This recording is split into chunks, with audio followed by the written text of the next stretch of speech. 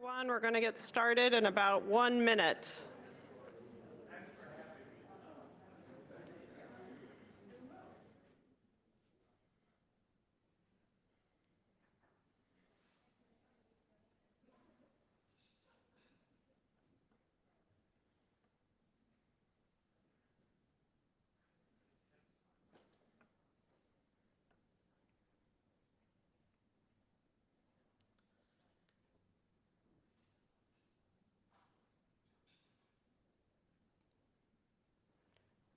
Good afternoon, and welcome to the 2023 Silber-Obrecht Lecture presented by the Institute for Islamic, Christian, and Jewish Studies, also known as ICJS. I am Heather Miller-Rubens, the Executive Director and Roman Catholic Scholar here at ICJS. In addition to welcoming our guests in the room today with us at Loyola University, Maryland, I want to extend my welcome to viewers from around the world watching via YouTube. This afternoon is the second lecture of our two-night series of endowed academic lectures to advance the emerging field of interreligious and interfaith studies. A little bit more about the lecture. The Silber-Obrecht Lecture is a series of endowed academic lectures intended to advance the field of emerging field of interreligious and interfaith studies. The development of this field is an indication of the growing understanding in societies, as well as among scholars, that there are many possible responses to the realities of religious pluralism: theological, philosophical, historical, scriptural, ethical, legal, praxeological, and institutional. And these responses to religious pluralism need thoughtful and reasoned inquiry. Because of this need, ICJS is honored to create the first endowed lecture focused on advancing the questions that are shaping this field of inquiry. This year's inaugural Silber-Obrecht Lecture marks the beginning, indeed the foundation, for what ICJS expects to be a distinguished series of academic lectures here in Baltimore to advance the field of interreligious and interfaith studies. Although ICJS funds and manages the lectureship, we could not do this work without our partners from 5 esteemed Baltimore academic institutions: Goucher College, the SNF Agora Institute at Johns Hopkins University, Loyola University, Maryland, Morgan State University's Center for Religion and Cities, and St. Mary's Seminary and University. I want to particularly thank Loyola University, Maryland for hosting the inaugural lecture this year. Future Silber-Obrecht lectures will happen biannually, and the hosting location will rotate among our program partners here in Baltimore. We look forward to inviting you to the next lectures in 2025. The lecture series is named in honor of Sidney and Jean Silber and Charles and Margaret Obrecht, in recognition of their longtime commitment to improving interreligious relationships and understanding. Before I introduce our speaker, I'd like to let you know that following tonight's lecture, we will have a question and answer session. All viewers, both those here in the room and online via YouTube, can ask questions using the online tool Slido. On the screen now are instructions for how you can access this Q&A tool. You do not need to download the app. You just need to go to any browser and go to slido.com. When you see the message that asks if you're joining as a participant, type in our event code for today, which is 303-4530. Then type your question into the open box on the screen.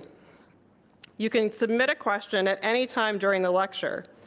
In Slido, all members of the audience will be able to see questions asked by other audience members and even upvote questions that you'd like to see answered.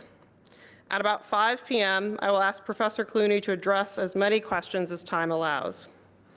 We'll have a short break at 5:20 of about 10 to 15 minutes for coffee and refreshment. And then we are delighted to hear from our respondent, Dr. Shuba Patach.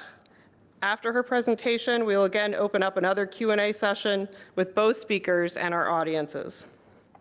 And I would now like to introduce for a second time our esteemed speaker for this second lecture. Francis Clooney is the Parkman Professor of Divinity and Professor of Comparative Theology at Harvard.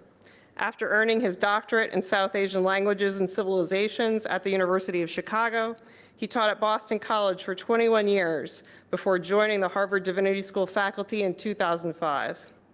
From 2010 to 2017, he was the director of the Center for the Study of World Religions at Harvard. Professor Clooney is a leading figure globally in comparative theology, a discipline distinguished by attentiveness to the dynamics of theological learning deepened through the study of traditions other than one's own. In his scholarship, Professor Clooney focuses on Sanskrit and Tamil theological commentary traditions and has recognized expertise in Catholic Hindu exchanges.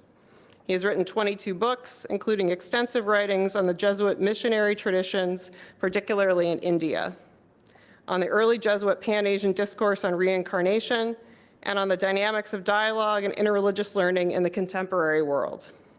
He is currently the president of the Catholic Theological Society of America and a fellow of the British Academy, and most recently, an honorary doctorate was awarded to Professor Clooney by Regis College at the University of Toronto. He is a Roman Catholic priest and has been a member of the Society of Jesus for 50 years. He is currently working on an intellectual autobiography with a working title, Priest and Scholar, Catholic and Hindu, a love story. He serves regularly in a Catholic parish on weekends. It is my honor to introduce Frank Clooney as the inaugural Silber-Obrecht Lecturer. His talk this afternoon is entitled, What is the Future of the Emerging Field of Interreligious and Interfaith Studies? Please join me in welcoming Professor Clooney.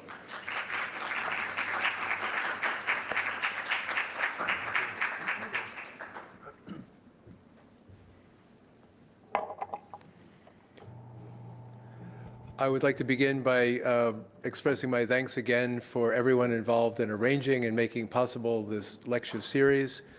Thanks to you who were here last night and for the wonderful questions and sense of sharing the mission, sharing the work we are about. And I look forward also tonight to hearing your questions and comments. And I look also to hearing my learned respondent, Shubha Pathak, and her thoughtful response later on. So let us begin. I would like to begin just by saying that I think last night my purpose was trying as hard as I could to rise to the challenge of this lecture series, the past, the present, and the future of interreligious and interfaith learning, which is by no means a small task. As I said last night, I think the best we can do in reality is read the current moment in light of where it is coming from and in where it is going. And I will do that today too. Instead of thinking prophetically or trying to sketch out a future that will be years in advance, to say where are we and how can we go ahead with one particular angle and one particular question in terms of what can we do now to ensure that interfaith studies and interreligious studies in relation to interfaith studies are vigorous and alive in the generations to come. So let us try. Last night, as those of you who were here will recall, I started by referring to a number of volumes, impressive handbooks and companions and journals that have been monitoring over the past decade or 2 decades or even more where we are in terms of the interreligious and the interfaith. And I think that serves as a consolidation, as I said last night, for where we are in this field. But any kind of consolidation becomes like the basis for something new. And I think this consolidation we saw last night raises questions about how we read history, what we think is the message of our history, the good and the bad of our past, disillusioning us, even if we find it difficult, of any confident sense of progress. Things are always getting better, maybe, maybe not. And yet a sense that we can, if we pay attention, understand the history of interfaith relations before us in order to understand where we are now. I stress also, looking at the different companions, how the very disciplines that we work with, that study the interreligious, that study the religious traditions in themselves and their relationship to one another, are themselves in flux. Things are changing, disciplines are growing, some are declining, new fields are emerging. And for us to do the work of interfaith understanding, which I think is basic, we have to very much be part of a conversation that is interreligious studies as well. And I want to build on that tonight. And the final thing I think I would stress from last night was that the large themes that we play out according to the history of our disciplines, the history of our religious traditions and our communities, the nations and cultures in which the interreligious realities have flourished, is often and perhaps always played out in terms of who we are, our individual selves. The stories that bring us to a conversation like this afternoon, the ways in which we care about interfaith and interreligious, are also encoded very deeply in who I am, who you are. And by looking at our individual stories, I argued, we can begin to understand truly where we are going by realizing that all of this is taking place in ourselves as well. And as I said at the very end of my talk last night, we also get older.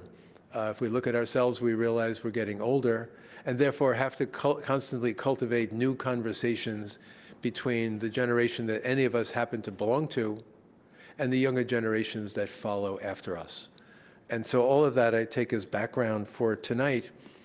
What I would like to do today is focus on one particular question, that if, as I said last night, faith is central and faith is fundamental and the interfaith relationship is key, then I would like to ask the question and answer it very quickly, faith in what? And while it may sound incredibly trite, obvious, faith in God, I think, is actually essential to our understanding and our way of proceeding. That is simple to say, faith in God, a robust, strong sense of God in different religious traditions, thinking about the meaning of God in different traditions, and not allowing the questions of God, you might say the vertical questions that open into the transcendent, to be erased or pushed to the side by the legitimate political, social, cultural questions that we live with every day. But in saying that, I'm also aware that there are great issues involved in how we think about the question of God. For instance, we can use the word God. We can use the word God with a capital G. We can use it in the feminine form, goddess. We can use it in the plural, gods and goddesses.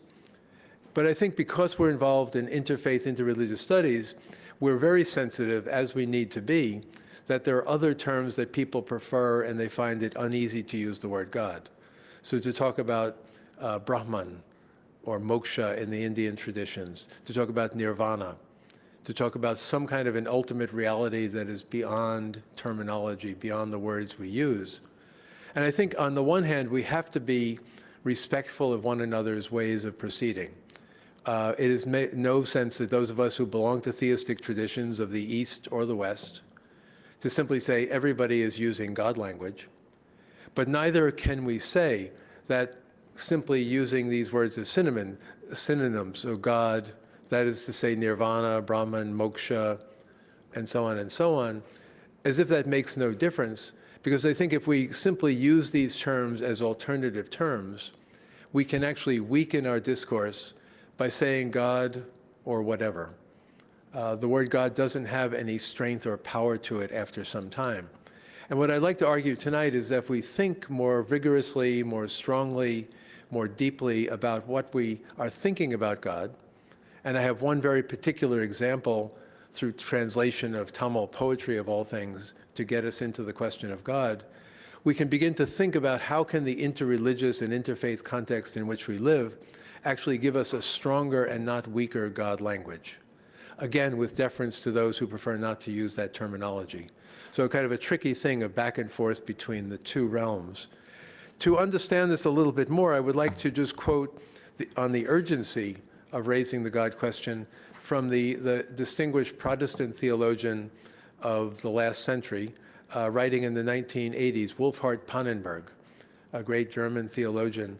And in the first volume of his systematic theology, he says this about the God question: an incisive question that must be viewed with importance is the fading of the concept of God and the loss of the function of the God term for humanity in public consciousness in a culture that has become religiously indifferent. For the existence of God has not only become doubtful, but the very content of the concept of God has also become unclear. In the discussion of the word God, which introduces his foundations of Christian faith, the famous Catholic and Jesuit theologian Karl Rahner has said, this word God has become as enigmatic for us today as a blank face. And I think this came up last night in some of the questions. Many people, including perhaps many younger people, are not even sure what we mean when we use the word God. And therefore, we cannot avoid in interfaith and interreligious studies to be thinking about this question. He goes on to say, it is not surprising that with other terms of the Christian vocabulary, the word God can seem, even to theologians, as a kind of embarrassment for a Christian proclamation because it prevents secular people from understanding what we are talking about. And yet he concludes by saying, if we can't talk about God, we can't talk about Christian faith. If we can't talk about Christian faith, we can't talk about Jesus Christ. And I would say analogously in other traditions, both of the Jewish tradition, the Islamic tradition, theistic traditions of India, but more extensively other traditions, if we lose the power of some terminology related to the divine, or the divine person with a capital P, then in a sense we begin to see the very foundations of our discipline and the conversations we want to have starting to disintegrate and fall apart in our presence. I think also, and this will lead me into the substance of what I'd like to present to you tonight in the limited time I have, we do not get very far by simply talking about the word God. And this is not the place for a systematic theological conversation either. But if we talk about God and Allah or God and Nirvana or God and Brahman and so on, I think we are in danger of getting into kind of wordplay or a concern about how these words are used, simply as if dictionary words can be replaced by one another or put next to one another. And I don't think we make an advance. I don't think we really get anywhere in our conversation. And therefore, I think what I would propose to you, and this hopefully will make sense of what follows, is that God is part of a discourse, that we speak in certain ways in our different religious traditions. We carry forward certain conversations. There are great texts that are more philosophical, historical, mystical. There are texts of praise. There are texts of great questions. There are great stories in the Bible and the traditions of the East as well, in which the word God functions as a word within a discourse or within a language. And I think one of the problems we're facing today, although really not with a group like this that is caring about this conversation, is that we don't have enough thick description, thick understanding of each other's discourses of the divine to really be able to resonate with one another in using our God language. While we use the word God or don't use it out of courtesy, part of the reason may be that we don't know enough about the traditions to which we belong, sometimes our own, but also other traditions as well. And so in a kind of counterintuitive sense, that is the great gamble of this lecture tonight, I would like to go very particular from this very large question.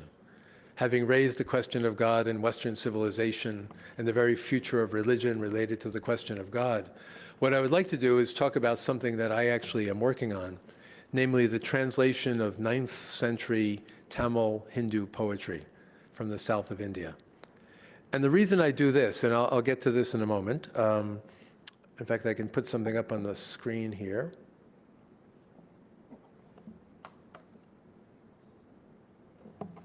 Maybe I can't. Oh, sorry, pressing the wrong button. Okay. I'd like to dig into the medieval Tamil tradition of poetry, mystical poetry of the saints of South India, in order to say that in the particular work that you and I do, whether it happens to be, as in my case, and I don't think anyone else in the room or online working with medieval Tamil poetry, deals with a certain kind of text, a certain kind of poetic text, mystical text, or by analogy, what are we actually doing? What are you actually doing? In the particularities of what we do, we can begin to find the resources in our own faith traditions for recovering what God language is about, but also by learning across boundaries, we can learn about how to think about God, speak about God in a way to one another that has some power to it, but also is not disrespectful of people who use the term otherwise or don't really want to use it at all.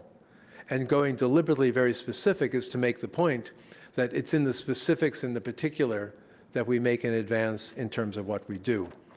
I would just remind you as I launch into explaining what's on the screen there, is that Tamil poetry of South India, 9th century, is something I have been studying on and off for over 40 years, since 1980 or so, working on different texts.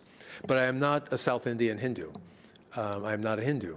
I'm a Roman Catholic, Irish Catholic, New York, etc. And so I come to this tradition with great respect and great love over these 40 years. But I come to it not as a native of the tradition, but from outside it. And I think this, too, is important for what I'm saying tonight. One could spend a lot of time, I'm Roman Catholic, looking into the classic literature of the Roman Catholic tradition, or the Christian mystical tradition more generally, or the great rabbinic Jewish tradition of mysticism or Islamic mysticism, whatever traditions we may belong to. But the point of working with this other tradition is to argue that if we pay attention to what we're reading, it begins to resonate and open for us possibilities of knowing more and differently about God than we knew before. So what you see on the screen there, the 12 poet saints, the Alvars of Tamil India, approximately between the 7th and 10th century in South India, so Southeast India, what's called Tamil Nadu, the land of the Tamil people, the Tamil language. In that period, the 7th to 10th century or so, there were 12 saints known as the Alvars. And while the term Alvar is disputed, what does that word mean? It seems to mean something for most people is related to being immersed, or those who have plunged deeply. And the commentators always say, into what? Into the greatness of God. So these are poets who plunge into the reality of God, and out of the reality of God sing their poetry. There are about 4,000 verses attributed to the 12 Alvar saints of that time period. They were canonized as early as, let's say, the 10th or 11th century. And over the past 1,000 years, many commentaries have been written on them. They're used in theological discourse. They're chanted in temples, even now, this year. And they're translated in various ways into English and other languages. So it's an old tradition, a living tradition, although it is not as famous by any means as the Bhagavad Gita or the Upanishads or other Hindu texts that people may have heard of. What you see on the screen there are simply, we were looking for a good picture to put up, and there were problems with this picture and that picture, is from a particular temple, the images, the black Murti stones of a number of these different saints, and then above them, those little name cards, their names in Tamil. And I won't bother going through this because it's not relevant. I'd be happy to talk to you more about it afterwards. But the saint we're looking at, Thiru Poigai Alvar, Bhut Alvar, Pei Alvar, and then several other saints, their names are given there. And then below the name are the images of the saints, such as you would find in the temples of those particular saints. And so we often only have hagiographical information about these saints. We know very little about them in terms of historical data. They're always connected with a specific body of poetry. And the one saint that I'm going to look into tonight will be the one who actually wrote, by tradition, the first 100 verses of this collection of 4,000 verses, Poigai Alvar. The word Poigai means a well or a cistern, and the hagiographical tradition is that he was born in a cistern, and out of the cistern came forward singing songs. There are other myths about the poetry which are quite beautiful. But what I've been trying to do in translating the first 4 of these saints, so about 600 verses, from the first 4 of these Alvar saints, is trying to, first of all, do a good translation. And I put the translation of the first verse of the first song up here on the screen. Trying to translate it. And Tamil is not my native language. Everyone who studies Tamil, except for native Tamil speakers, know Tamil is a very difficult language. Even native Tamil speakers find this old poetry difficult. But part of it is the work, the hard work of learning to translate the poetry. And that's what I've been trying to do over the past year or so, getting into this poetry to prepare a translation, translating the poetry, knowing the grammar, knowing the vocabulary and the like, and then making it make some sense in the English language.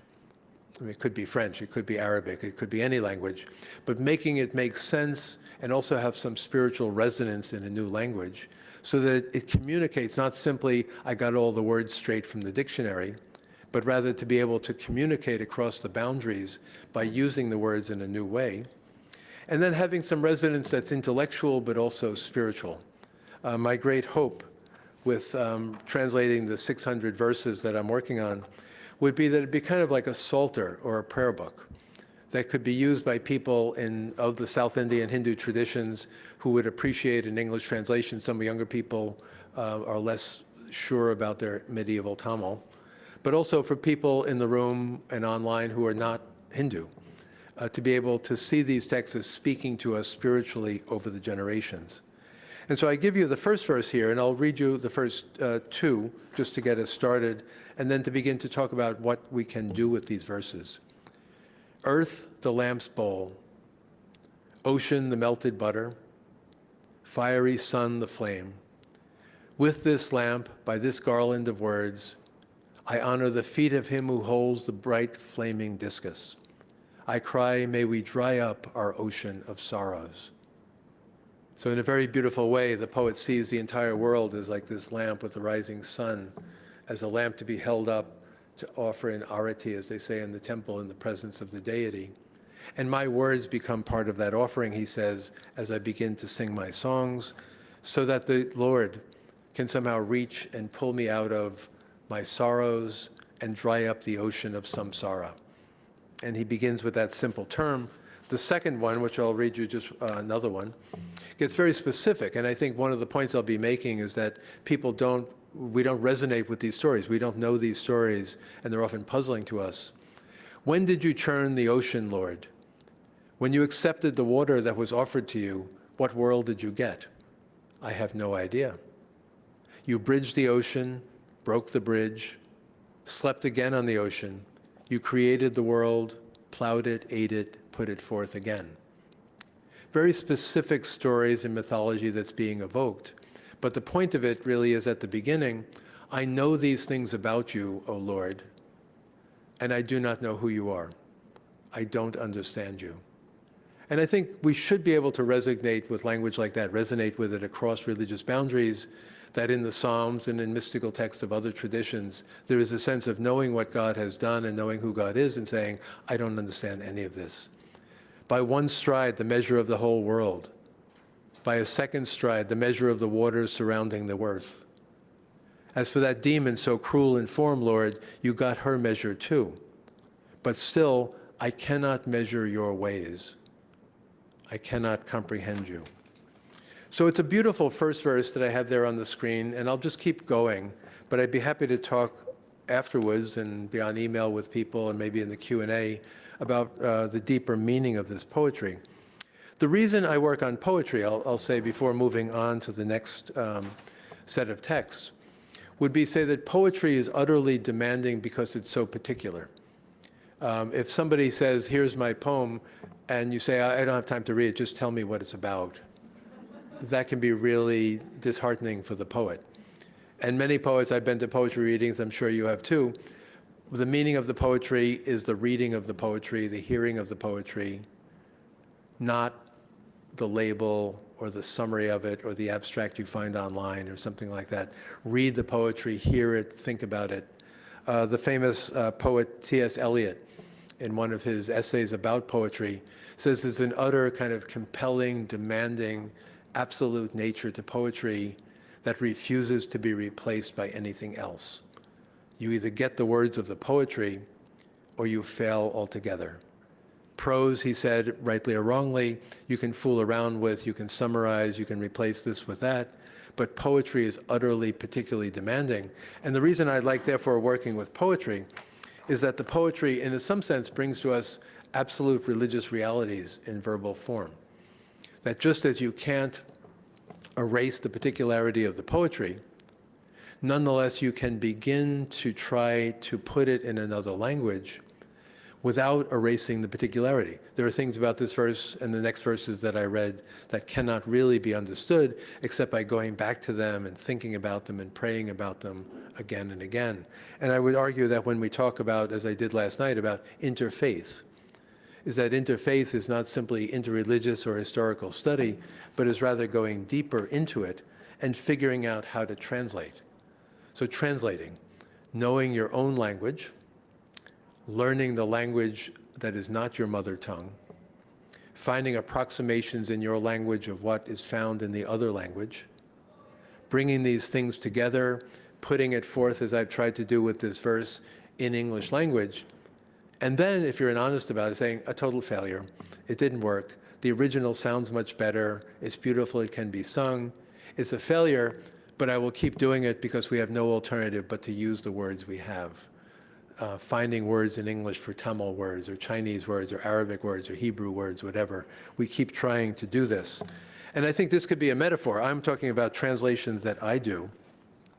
But one could also talk about all the things that everyone here in the room and everyone online does in terms of interfaith work, liturgy, ritual practice, music, dance, art, social activity for justice, conversations, all kinds of ways that we engage in the particular that from the outside may look and say, well, that's such a local event, that's so unimportant on the global scene. But it's not. It is important. It is not insignificant. And I think what I'm talking about translation, keep talking, thinking in your own mind about translating from where you are, what you do in particular, into terms that somehow have a power to them that I would say help us to restore religious language. In doing this again, and this came up last night as well, I do it again as a Roman Catholic, a practicing Roman Catholic, and I think it helps to be rooted in a tradition so as to be able to understand another tradition better, to go to the other tradition, to enter upon it in particularity. So growing up Catholic, studying Catholic theology, being a priest in the Catholic Church, Jesuit, going to the parish and saying Mass on Sundays, celebrating the liturgical year, Holy Week and Easter, coinciding this year with Passover during Ramadan. All of these things are part of the rich sense of religiosity that I have, that none of which is directly related to Tamil poetry from the 9th century. But I think it gives me a starting point in my particularity to engage the particularity of the other. And so when I come now to the next slide, what I'd like to do is start to play with the poetry that I'm putting before you and just showing you examples of where we go.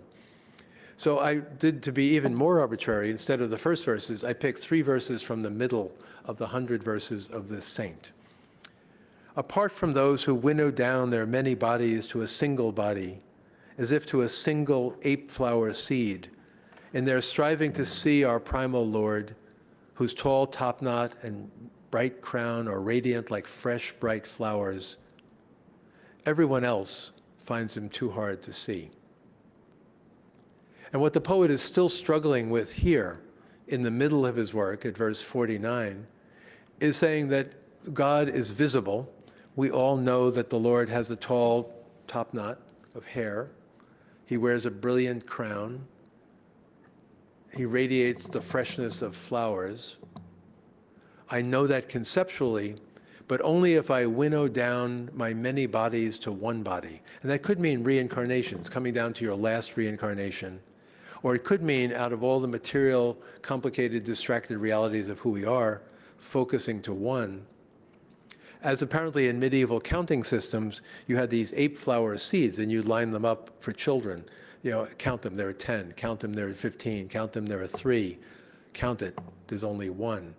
Narrow it down, and you get to 1. Contrasting with other people who find him too hard to see because they have not done the narrowing and the focusing work that is needed to go forward. Now, when I take a verse like this, there's a kind of struggle that is involved. And for me as a comparativist, I begin to make peculiar comparisons. And I'll again have to do all this quickly because I have a lot to do in a short time. So I take the same verse here and thinking of religious struggle, struggling to make your many bodies one, struggling to see the Lord. And yet, for my mind, again, a very peculiar mind, you might say, one of the passages that came to me right away was from Genesis 32. And I'll just read part of this for you. The same night Jacob got up and took his 2 wives, his maids, his 11 children, and crossed the ford of the Jabbok. He sent them across the stream and likewise everything he had. he left all of that aside. He stayed there, he was left alone, but a man wrestled with him until daybreak. When the man saw that he did not prevail against Jacob, he struck him on the hip socket, and Jacob's hip was put out of joint as he wrestled with him. And he said, the angel said, "Let me go, day is breaking. I will not let you go unless you bless me." And he asks his name, and he gives them a blessing. "You shall be called Israel, for you have striven with God and humans and have prevailed." And Jacob said, "Tell me your name. Why is it you ask my name?" And he blessed him. And Jacob called the place Peniel, saying, "I have seen God face to face, yet my life is preserved." Now, on one level, and I'd be the first to admit it, these two passages I put together really don't fit together. Different traditions, different backgrounds, different histories, different languages. But the idea of the struggle, the idea of the few who are chosen, not those on the other side of the river, but those who begin to understand and struggle, coming to a conclusion, it is possible to see God if you struggle and give up everything else.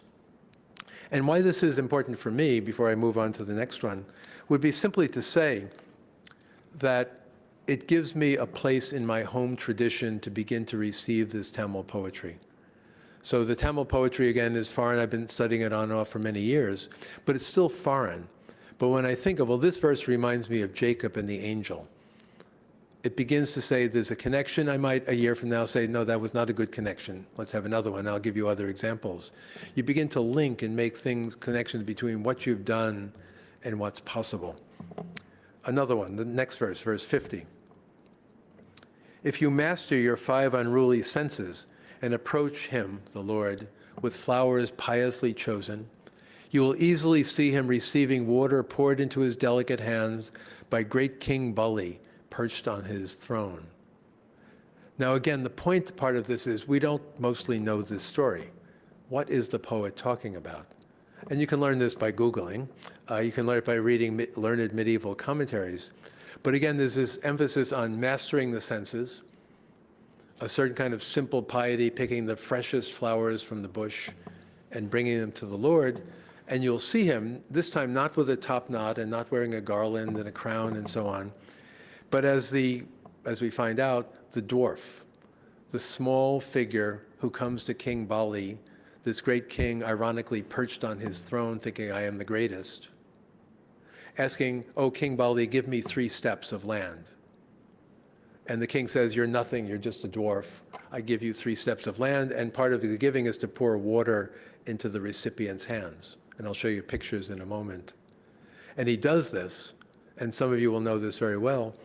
At that point, it turns out Vamana, the dwarf, is actually Vishnu, Lord of the universe. And so he begins to grow, and his first step covers the earth, and his second step covers the sky. And then he looks way down back at little Bali and says, "Where shall I put my third step? You promised me 3. And Bali says in one version, "You are the Lord, put your foot upon my head, I become your servant." So for any medieval Tamil, this would resonate perfectly. And what I was trying to do then is, I'll give you some pictures of it first so you can enjoy various scenes from different ages, different periods in Indian artistic history. You can see on the right side the king, Bali, and then the dwarf always carrying an umbrella as a kind of renunciant small figure. Here again with one of the gods standing behind Bali, urging him to do this, knowing what will happen, that he'll eventually surrender his throne entirely. And you can appreciate this. You can see, if you get into comparative art, you can begin to see that the figures are different colors and they're different shapes and there are different figures in them. But I think that's part of the comparative process. You start with the poetry and you open up this period of visualization. And here is when he's growing, and again, this is the larger Vishnu now spreading across the universe. The gods are there, the creator god with the 4 faces at the bottom, Brahma. And then on the right side of the screen, the king, who is now a devotee of Vishnu. And I think, if you think of this in parallel, let's say go to a museum, the medieval section of a museum that specializes in Christian medieval art, you see hundreds of representations of the birth of Jesus, or the Annunciation, or the death of Jesus, or the multiplication of loaves and fishes. And I think part of it is to allow the imagination to spread in one's own tradition, and then in the other tradition, and then realize that we're all doing the same thing. We start with certain sacred texts, and we begin to imagine and retell our stories. And then you start doing further comparisons. And again, you may conclude at this point that I'm actually going insane or something like that with the crazy comparisons I come up with. So you have the same verse on the left-hand side, mastering the senses, approaching with flowers.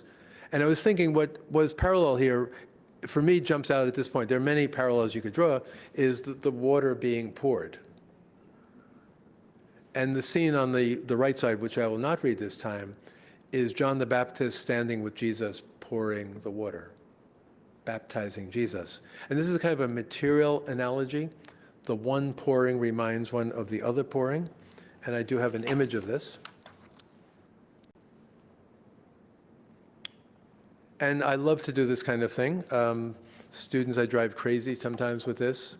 But I think, you learn from the poetry, you begin to think and say, well, just as the king who is no longer king pours the water into the hands of the small dwarf, who turns out to be the Lord of the universe, John the Baptist, who's not an evil King Bali, but nonetheless says to Jesus, who am I to baptize you? And then suddenly, the voice from heaven and the dove coming down, the Spirit, suddenly you realize who Jesus is. And somehow in the act of humility, of being small and insignificant, something much larger opens. And what I would recommend doing, or I try to do myself, is how do you learn interreligiously? You take something as incidental or accidental as a comparison like this, you put together these two images, and you look at them every day. And then you read the Tamil verse, then you read the passage from the Gospel according to Matthew, or some other text that it reminds you of the poetry, something else. It doesn't have to be Matthew.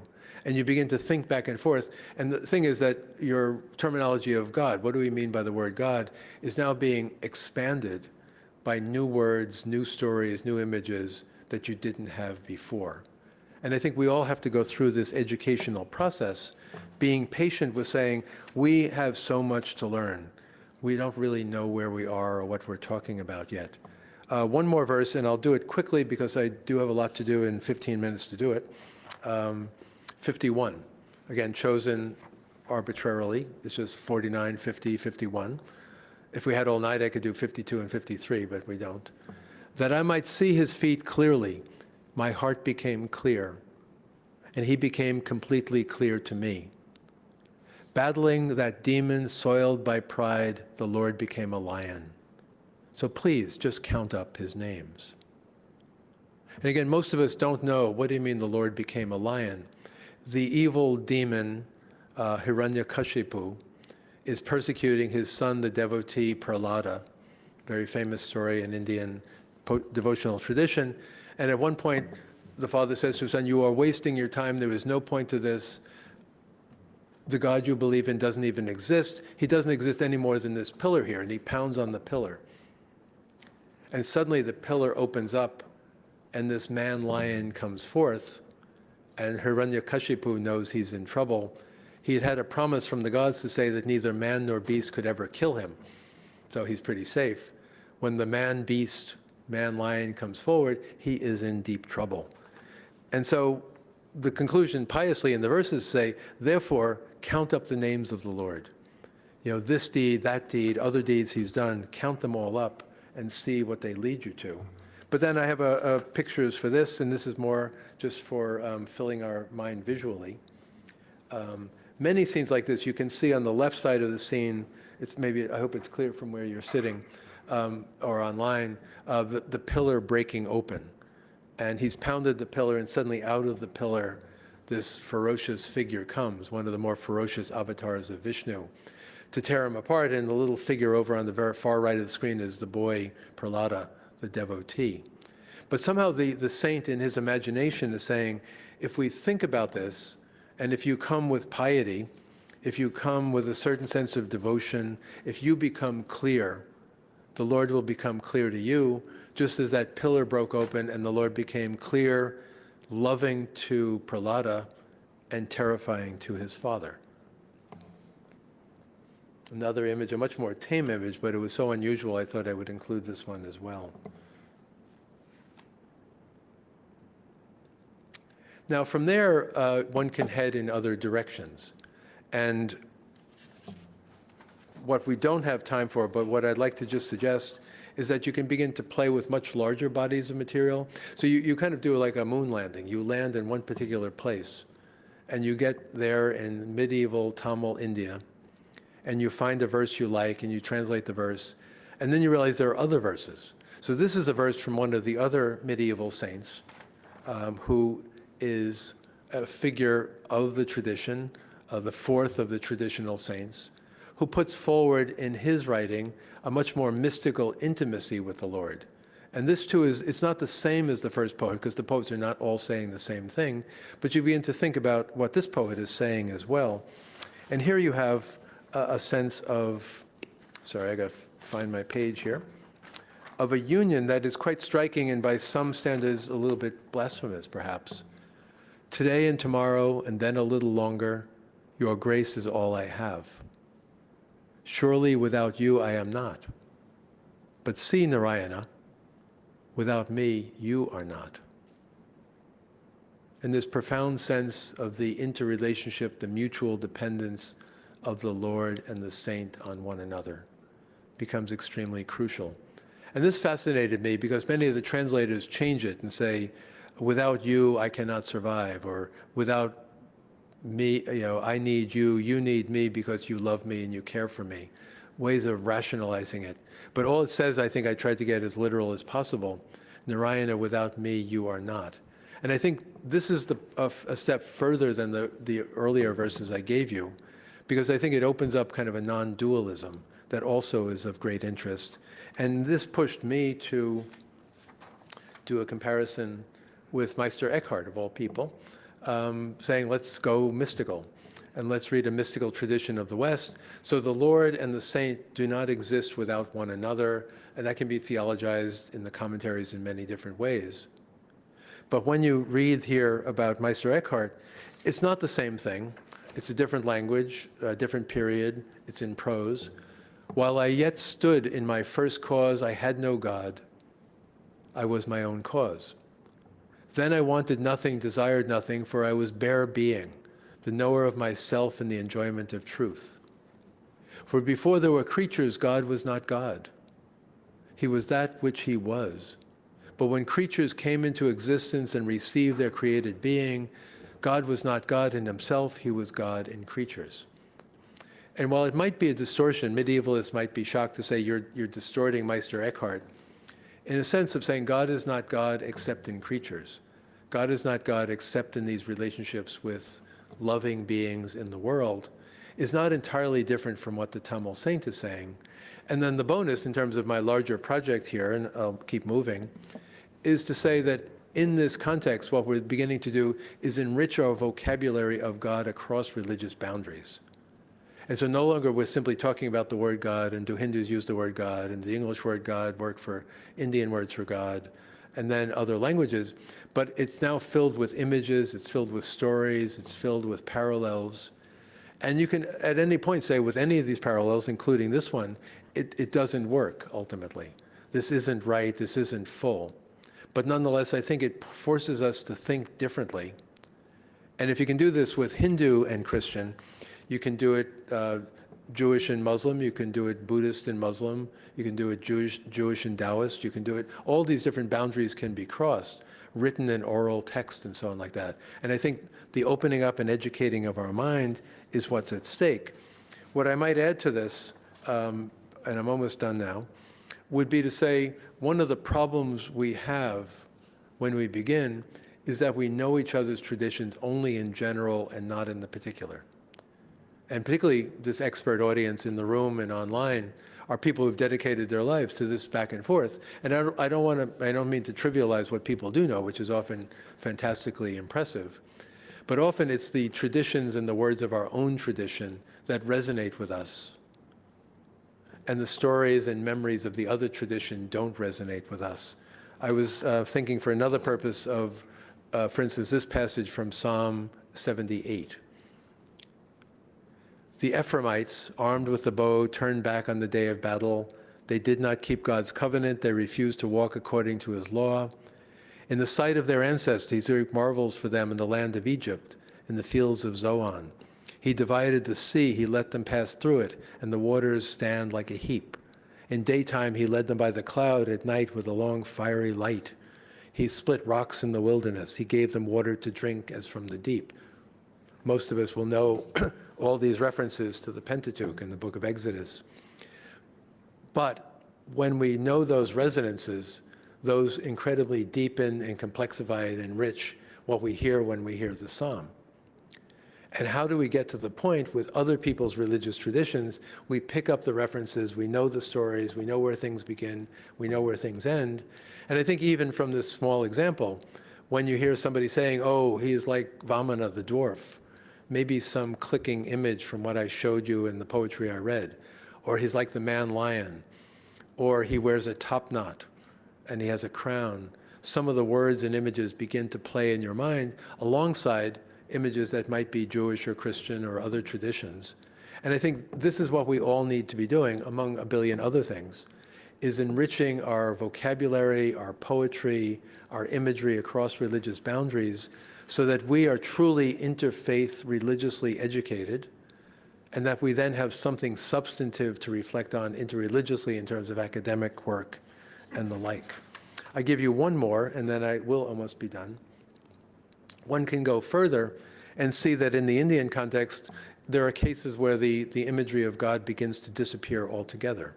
And this is another medieval poet, a text that is Kaivalya Navanita, which translates fairly literally the cream of utter simplicity, the butter that is drawn to make cream, Tandavaraya Swami. By his grace, I came to realize I am entirely Brahman. This whole wide world is but a fiction. I am like air caught in a small space. That true self is how I truly am. Daily I reverence my teacher's lotus feet. I am like the air in a cup or something. You shatter the cup and the air becomes all air again. Things are opened up. I realize that the world is not real. The fact that I am the ultimate reality is real. Therefore, I bow down and touch my teacher's feet. The God language disappears here. In similar poetry, similar Tamil poetry, like to the ones I've been reading to you. And I think, again, that means to us that we can't take our traditions, other people's traditions, and say, okay, I got it now. I know what the Hindus believe. I know what the Buddhists believe. I know what the Jews believe. I know what the Catholics believe. We never do know, but we can keep educating and moving our imagery forward and learning these things and filling them in. And what I'm trying to say as I come to conclusion is that we have a lot of this work to do. Among the 1,000 other things that the Institute does, and we all do in our different endeavors, and in our institutions of learning, and in congregations and temples and parishes and so on, one of the things we need to do is this kind of interreligious education, not in general terms courtesies toward the other, which are very important, but rather, again, to fill our minds with the words, as I said, kind of a prayer book from other religious traditions, the images, the resonances, the stories, and all that, that can begin to fill in for us, so that just as for many of us, the psalm resonates with all the stories we've known from childhood, from Exodus and similar books, then the poetry of Tamil South India begins to resonate in our mind too. What do you do with that? What kind of theology of God comes out of it? Well, that's a big question. That's for another lecture, unless Shubha solves all those problems in her talk.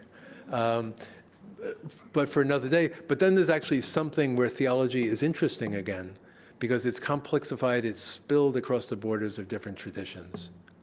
To conclude, I try to make this go on for myself. I read these texts, I read mantras, I use mantras in my prayer and so on like that, all these things I do. One of the things I do is have a very beautiful office. If you come to Cambridge, Mass, I'll show you my office. Deliberately eclectic of all kinds of imagery of Catholic tradition, Hindu tradition, Buddhist tradition, missionaries, other figures. And it's just there. And when students come in my office, they see all this, and they sometimes ask me what it means. And I says, it's what you see. But it reminds me every day of the complexity, the visual complexity, as the books on the shelves remind me of the intellectual complexity and so on. And I think we need ways of doing this for ourselves as individuals, as I do, and I'll leave that slide there for a moment, but that we all need to do this individually. And my question to you is, how are you doing it individually? How do you kind of imagine and learn across religious boundaries? And I'm sure you do. It's just a matter of sharing the stories with one another.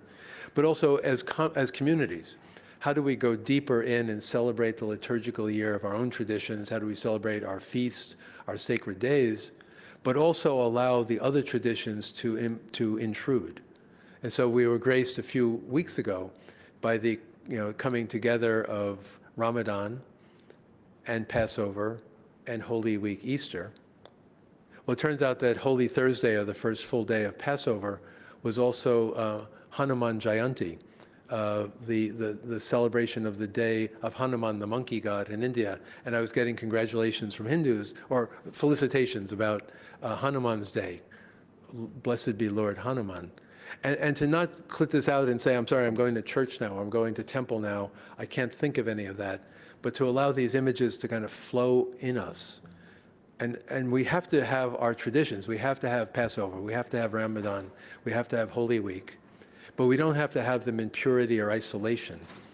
And the clarity that the poet says, I become clear and the Lord becomes clear, I don't think that means exclusion of the other, but I think a purity of heart as you engage the other. So we need to do that in our own traditions. We need, and I'm sure this is done a lot through the Institute and related organizations, ways of learning and praying and imagining together across our religious boundaries. So having well-intentioned good meetings is important, but taking the time to learn, to hear the Quran, to read Tamil poetry together, to read Meister Eckhart together, to read the Gospels, to see images of Vamana receiving the water from King Bali, along with John the Baptist baptizing Jesus. All of this somehow has to, intrude upon our interreligious gatherings, lest they be too intellectual or too academic. We need like five senses, spiritual senses, all of this has to implode. And then we need to go back to our academic communities, where I was talking last night. Secondarily, interreligious follows upon interfaith, and say to my colleagues, including myself, my many friends at the AAR and so on like that, this is what we need to be talking about. What are we doing when our traditions mix together and mingle? How do we imagine and think about these things together? Please don't just talk about whether religion refers to anything, the word religion, or don't ask whether the word God refers to anything, or don't talk about whether religions are now all dissolving into culture and society and so on. But take the things that we experience on the ground, in the work we do, in the study we do, and allow that to become the substance of conversations among scholars as well. Because people of faith need scholars, but scholars will have nothing much to talk about if they're scholars of religion unless they're listening to people of faith. So I think all of this is incredibly important, and there are incredible possibilities.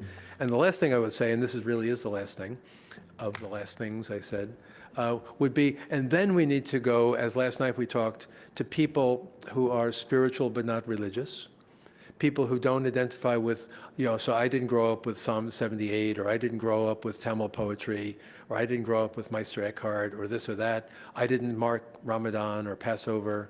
How do we talk to people who have not been gifted with or receiving that kind of solidity? And then how do we kind of bridge the gap? How do we translate? As I'm translating Tamil poetry, how do we translate what we're talking about through words, through sentences, through stories, through poetry, through images, so that people can understand? And then back to Pannenberg, as I close my folder. There are people in this world, as he says, reminds us from Rahner, who it's just a blank thing. I have no idea what you're talking about when you talk about God. How do we go from the rich possibilities of the kind of thing that we know from our traditions to being able to show people, this is what we're talking about? Don't you see that if you narrow your focus and if you clarify your mind, you can come to know what we're talking about? Because the secular is actually less important than the religious. And we need to flip the story. It's not that the world is becoming more secular, but the religiousness of the world is being obscured by certain kinds of secular conversations. And I think we need to be the people to reverse that and allow the infinite possibilities of our traditions to reopen. And with that happy note, I'll stop. Thank you.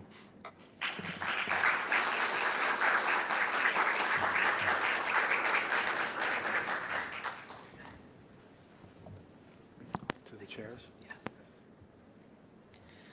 Thank you so much. We're going to take a 2-minute break to set up for Q&A. And I just want to remind you all that all questions from our online audience and our in-person audience can be asked using the app called Slido.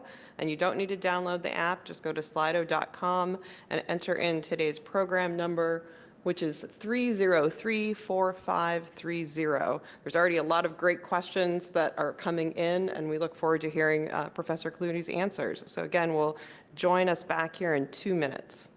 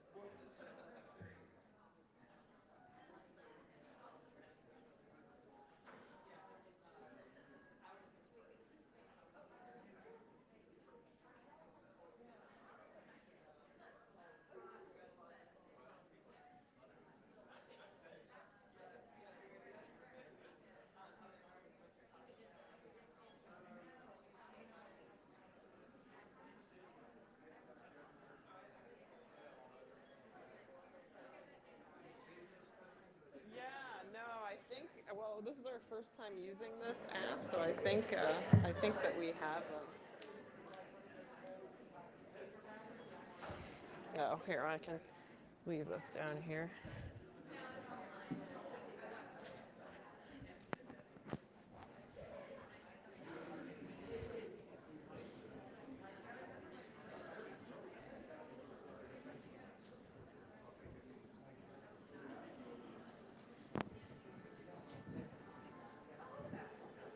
All right. It is good to sit down. These chairs are a little bit better than I think the ones that we had last night. Well, you did not experiencing this, but I was too short. My feet were sort of up in the air. I couldn't even have, despite all my talk about the visual, I didn't even notice there were different chairs. Okay.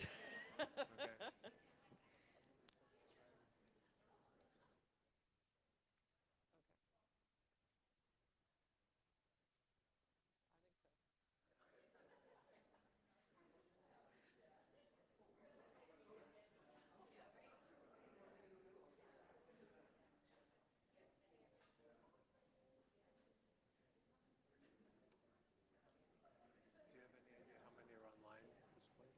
I don't know. Good afternoon and welcome back. We're going to have about 20 minutes of Q&A with Professor Clooney, and there's a lot of wonderful questions that are coming in, and so I'm excited to get the conversation going. I think there's just wonderful questions around translation, which your presentation brought out in the audience, and so let's just dive right in with Paul Ricoeur. I think that's a good place to start here. So Paul Ricoeur sees translation as linguistic hospitality. The translator is both host and guest. How do you understand translations of Hindu poetry, your role? How do you situate yourself in those roles of host and guest?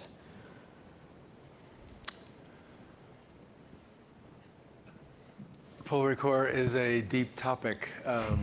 I think I would say, I mean, in terms of giving a brief answer, because we want to get as many questions in the short time we have, is that one is, as the theologian Terence Merrigan pointed out at Leuven not that long ago, we're treading on sacred ground when we begin to learn from other people's traditions. Like Moses on the mountain, we have to cast off our sandals, and we have to be there with a certain humility and a sense of we're guests. And so that's the beginning of it. The idea of just barging in on medieval Tamil poetry that is still recited today and saying, "Oh yes, that's all mine now."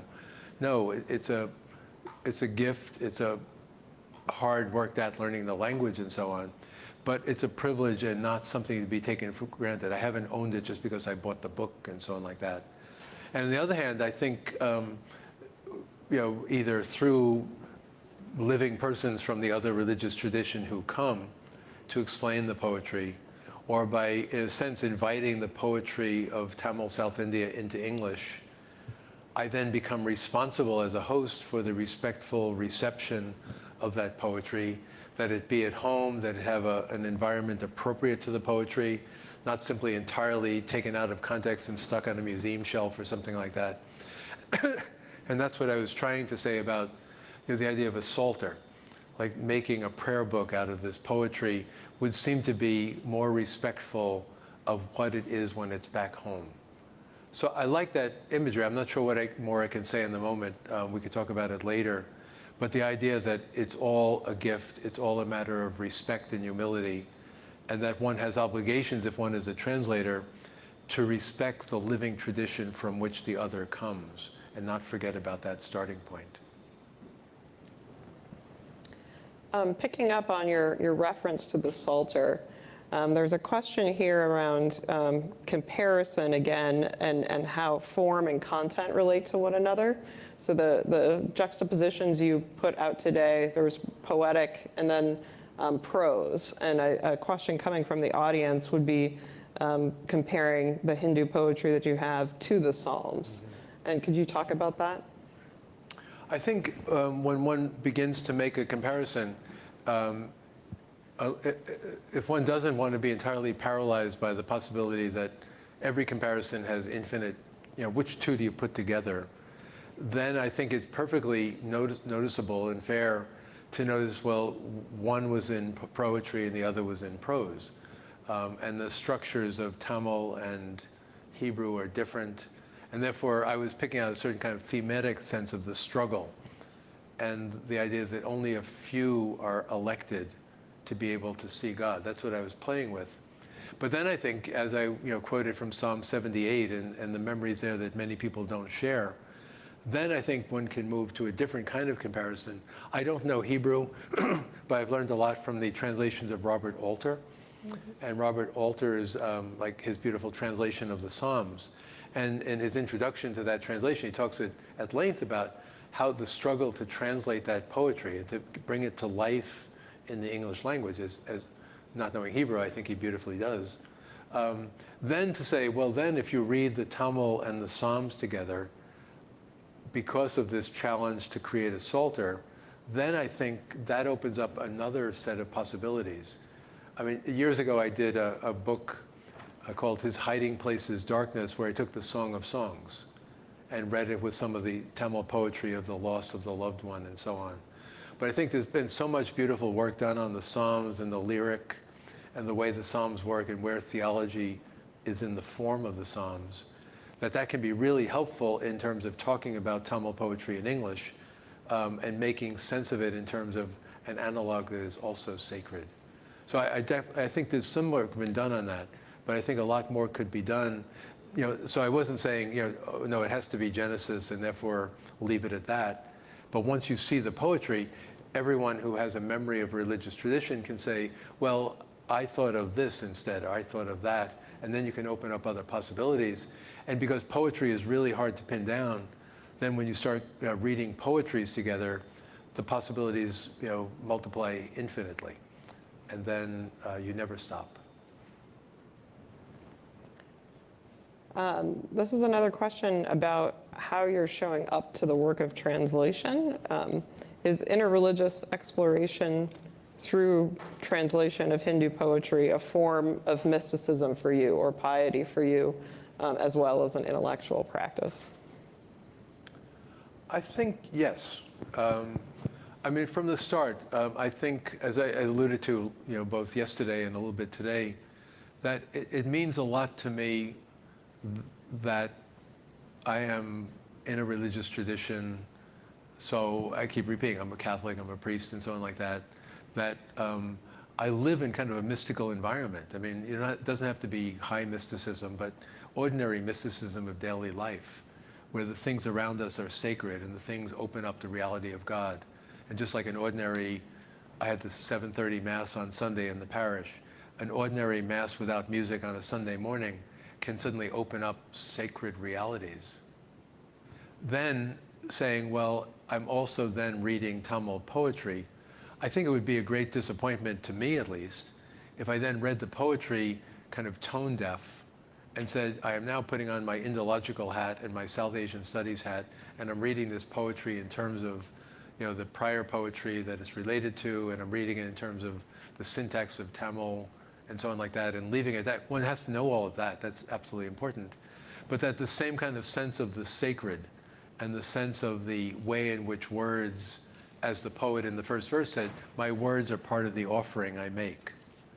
That the words we read in the other tradition should be, at least by way of analogy, as sacred and spiritual as the words we read in our own tradition. And while pushing that further and saying, well, what's the theology of that? How can you say a text that's not of the Bible is as sacred to you as a text of the Bible?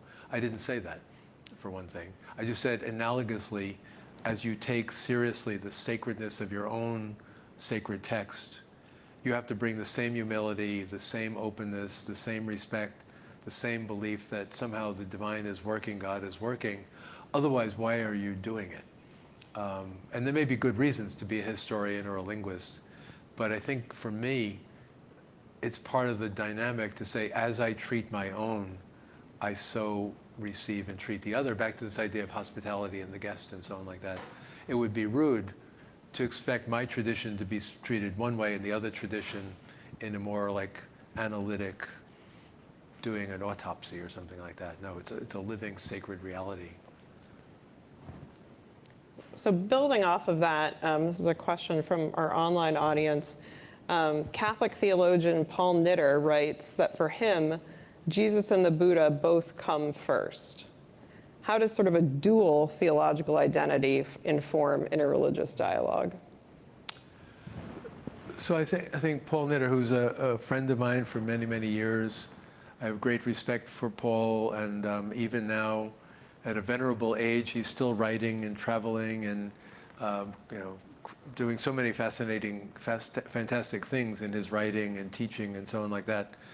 I think he and I have always differed on how we talk about what we do. Early on, some of his work about pluralism, working with John Hick on work about being a pluralist, seeing the many paths going up the mountain and so forth like that, that there's a way that which some of his early work, before he had studied in depth the Buddhist traditions where he took initiation, and then coming to statements like this, both the Buddha and Christ are first, I think was a certain kind of solution that's quite honorable and quite lived in his long life of probing these realities. But I could never say that.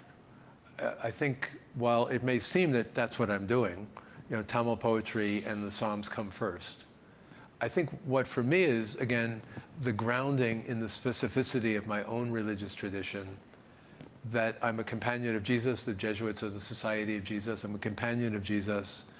That is the ultimate demanding reality that is first in my life, first and last in my life. But what perhaps makes me different from some people who say things like that is I don't see that as a bar at all to learning into religiously, to going into temples and realizing the sacred places and reading the poetry in a prayerful fashion. That the Jesus of whom I am a companion, who is the way, the truth, and the life, somehow honors and gives credibility to everything that is true, and everything that is alive, and everything that is on the way to God, everything that is beautiful. So what difference does it make? Are we just playing, academic word games? The Buddha and Christ are first. Knitter will say that. Clooney won't say that, Vishnu and Christ are first. I think is a different resonance to it. And I think we both, and all of us, have to be respectful. How far can we go in how we say these things? And what are we willing to say? And for me, it's also partly, I'm in a religious order. The eyes of the Vatican are on us at all times. I'm a priest at the altar, and to be credible there, I don't want to betray the piety of the people who come to church. And I don't want to seem to be a Catholic priest there and then be sort of a Hindu Catholic other days of the week. And I think it's a fine distinction, but I think how we talk about what we do often is very important and liberating. So I wouldn't say that. I respect Paul for saying it, but I think he and I, at a different level, disagree, because he more the pluralist path, as I say, not an inclusivist, but including the other in my Catholic reality has a certain power to it, a sacramental reality that doesn't get theorized in terms of pluralism, but nonetheless has a power to it.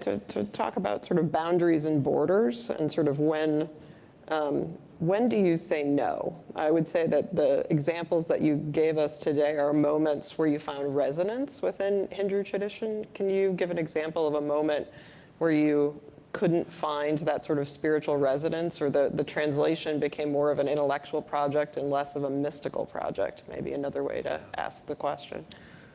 Well, there are different kinds of no. I mean, so early work, my dissertation work, was in an arcane field that I give a different lecture on a different night, called Mimamsa. And the Mimamsa is like ancient Indian ritual law. And it's a way of thinking religiously about law, how the law of the rituals work, precedence of laws in relationship to one another, how texts are to be read and practiced, and so on. That even the Indian tradition has found very, very hard to deal with devotionally. One of my teachers years ago told me, if you study this Mimamsa ritual theory too long, your heart will dry up. Your heart will wither within you. So certain things no, because it's not that kind of material, or Indian logic, Nyaya, or certain kinds of Vedanta texts that are strictly apologetics. They're not meant to be devotional, just as there's so many Christian writings that are not meant to be devotional. I think the other kind of no, and this may be what the question is also asking, is, do you come to something that you find perhaps objectionable or deeply unsettling? And on one level, I gave the example last night of the temple in Dakshin Kali, going there and seeing animal sacrifice. And you would think that that would have turned me off being a vegetarian and so on, but it didn't, and that had to do with sacramentality and so on.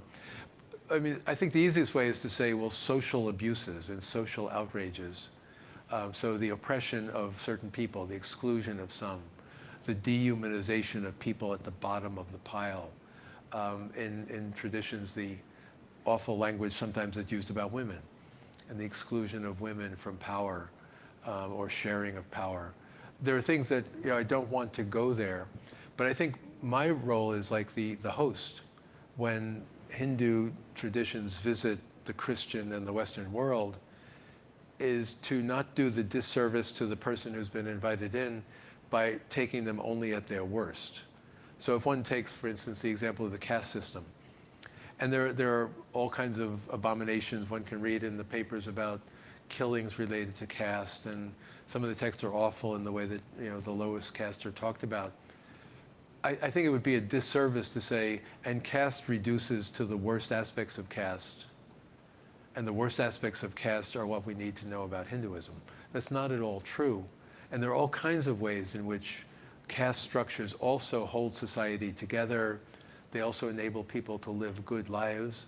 And I'm not, arguing there should be more caste, but nonetheless, there are ways in which I think we're responsible that our no is qualified, and that our no is not an absolute no because you have outraged me on this, therefore I'll have nothing to do with you. There may be groups in society you can think of that they're really outrageous and you just say no. But I would say that's because I think of the same about my Roman Catholic tradition. There are a number of things that people say no to in the Catholic Church, and there are outrages in the Catholic tradition, ancient and in the past few years. And there are many people who have walked away from the church and said, no more, I'll have nothing to do with the Catholic Church. I would say that my job is not to pretend those awful things haven't happened or don't exist, but rather to say my job is also to esteem the good of Catholic tradition and to try to say that the sins we commit and the sins sometimes of our leaders don't define who we are. If I can say that about Catholic, how could I not say that about Hindu? So I think there are no's buried in what I do. I tend to look for things that say yes because I think we need more yes at this point. But the things that I would say no to are rarely going to be absolute no's, therefore I'll have nothing more to do with you. I believe there's very little of that in what I study. I think we have time for one more question. And I think that this is an interesting one. Again, it goes to method. There's a question about C.S. Lewis and the Chronicles of Narnia that I want to bring up. You were talking about sacred text and recognizing the sacrality of text. And I think we've also had conversations around those who are religiously unaffiliated and how they can participate in this type of comparative text study. You can certainly make the argument that the Chronicles are a form of sacred text, certainly in the Christian tradition of a kind, but they are still literature. And someone was the reference to the lion brought up Aslan for the questioner. And so do you find that this work or maybe other works of literature speak across or to interfaith dialogue? I think so. I think, particularly, C.S. Lewis, as a person who's a renowned Christian writer, who writes very beautifully and is still popular so many years after his death, that when one thinks of trying to reimagine the Christian story in terms that are accessible, not just to children, but as they say, children of all ages, who need to be kind of shown the enchantment of the world according to the Christian message, that he's doing that beautifully in his writing. And that text speaks to people. I'm a fan more of Tolkien and The Lord of the Rings, which is so kind of, if you have Christian eyes and you're looking for things, the whole Frodo theme and the Frodo's sufferings is a Christ image. And there are all kinds of ways that resonates and may be able to help people. I was telling somebody yesterday, I think, one summer at HDS about 4 or 5 years ago, I was invited to a summer kind of spirituality group that was meeting to talk something about Hindu mantras and Hindu prayer. And we talked about all that, and it was very nice. And at the end of it, they said, okay, we're going to continue now with the ritual part. And the ritual part was a reading from Harry Potter, followed by chanting certain sentences from Harry Potter. And I stayed for it. That was quite remarkable. So Narnia, a Christian writer, Tolkien, a Christian writer, Potter is a different kind of thing. But I asked the organizer, who had been involved with campus ministry at our college when she was an undergrad. She said, well, we use this because this is the only thing we have in common.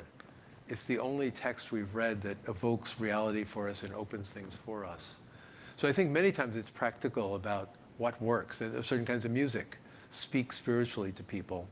On a broader level, and I have colleagues at Harvard who work on religion and literature, and say, we close the door to so many sacred possibilities by only dealing with texts that are in canons.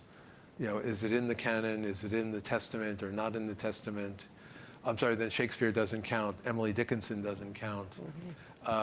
Chinese, poetry doesn't count.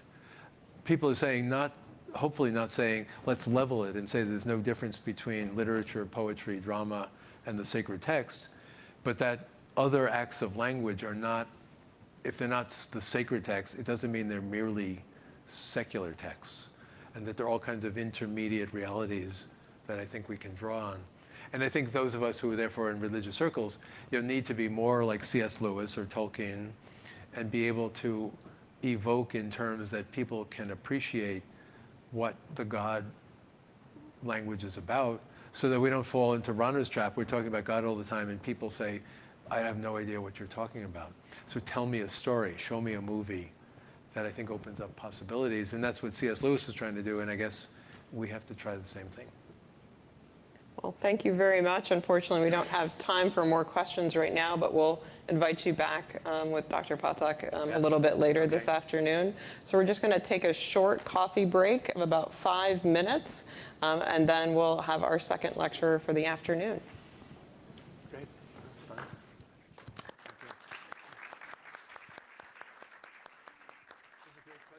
Yeah.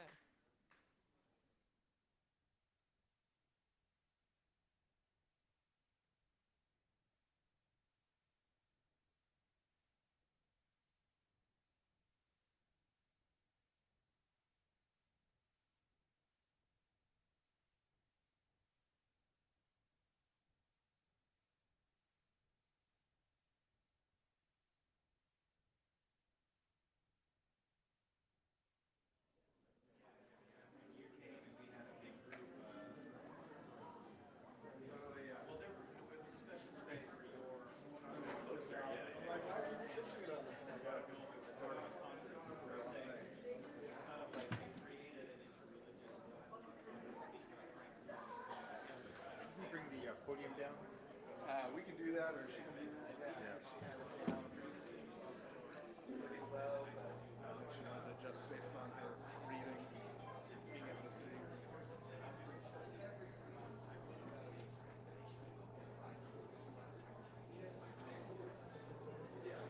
Start it there.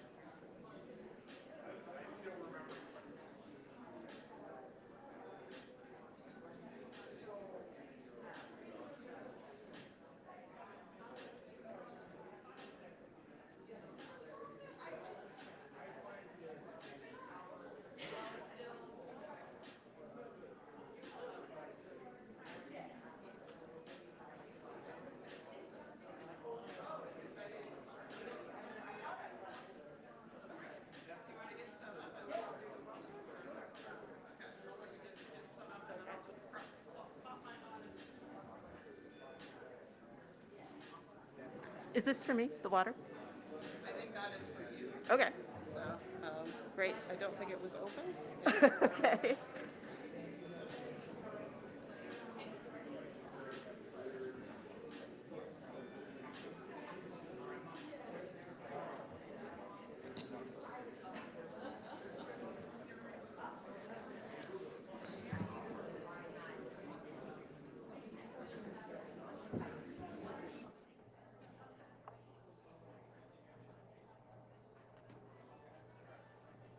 Not too low, not too low. Too low? Is that good?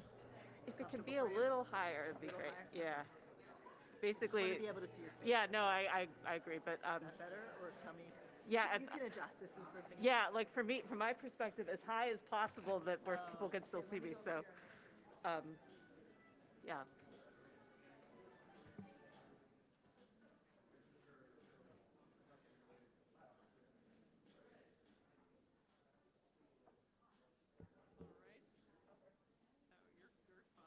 Okay. So do I just stay here until, oh, no, you have to, yeah, Introduce you. yeah, And if you want to carry your binder up or do you want to leave it up here is up to you. okay. So should I just go sit there or Do you should want I? to just stand off to the Sure, I could do that. Yeah. Okay, then I will. Okay. All right. Yes, thank you. Yeah.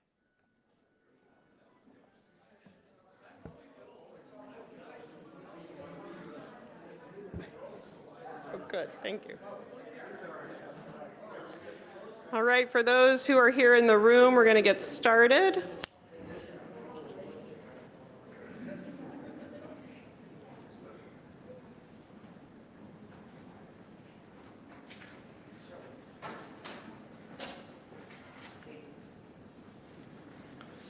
All right, welcome back to the third and final lecture in the inaugural Silber-Obrecht Lecture series. At ICJS, we recognize that oftentimes our best thinking is done in conversation with others. In this spirit, we've established a practice that each Silber-Obrecht lecturer will be paired with a respondent. We ask respondents to deeply engage with the ideas presented by the primary lecturer, to put forward challenging questions and offer alternative perspectives. Such scholarly dialogue will advance the field of interreligious and interfaith studies. I am so honored that Professor Shubha Pathak agreed to be with us tonight and respond to Professor Frank Clooney, and it is my distinct pleasure to introduce her. Dr. Shubha Pathak is Associate Professor in the Department of Philosophy and Religion at American University. She is a historian of religions who interprets epic myths from India, Greece, and Rome. She teaches on the intersections of religion, philosophy, and politics in classical and post-classical contexts, and researches epics in their original and later literary forms to illuminate their paradigmatic pantheons and their authors' creative understandings of their places in the universe. She's the author of Divine Yet Human Epics, Reflections of Poetic Rulers from Ancient Greece and India, and an editor in a volume entitled Figuring Religions, Comparing Ideas, Images, and Activities.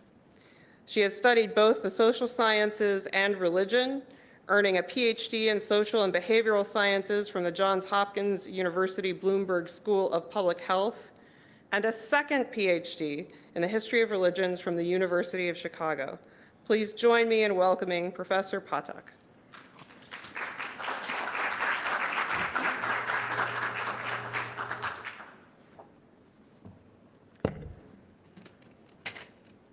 Good evening, everyone.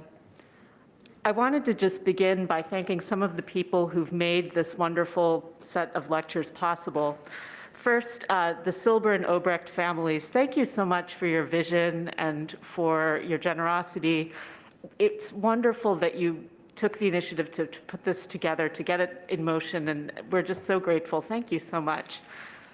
To ICJS, all of you who work there, it's been such a privilege to work with you the past few years, and I really hope that we can continue to do so, and it's wonderful to be here in that capacity. and Frank Clooney. So much delicious food for thought before we settle down later to our dinners. I hope to add a few tidbits along the way, and we can see how it goes. And finally, our audiences, both in person and online. Without you, who would we be? I mean, that's sort of the philosophical question, I guess. So with all of those thanks and many more implied but not stated, I'll proceed. I wanted to start by comparing our lecturer and our respondent as far as methodologies go. And I'll just limit myself to what I see as the most significant similarity between Frank and me and the most significant difference. So as far as the most significant similarity, we both have a scholarly background in comparison that is rooted in a heritage tradition that we studied first and then later on beside a tradition that we came to later. So as Frank has mentioned, he was brought up in the Roman Catholic tradition and then later came to the study of Hinduism. I was brought up in the Hindu tradition, and I later on decided to focus on Greco-Roman religions as part of my studies. What I see as the most important difference is the fact that my approach to interreligious inquiry is as a historian of religions rather than as a theologian.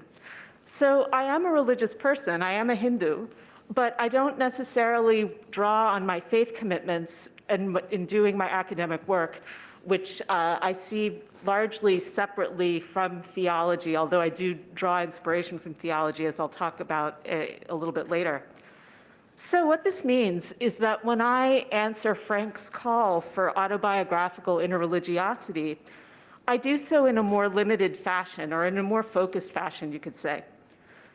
I chart a place for personal privacy in a pervasively confessional culture.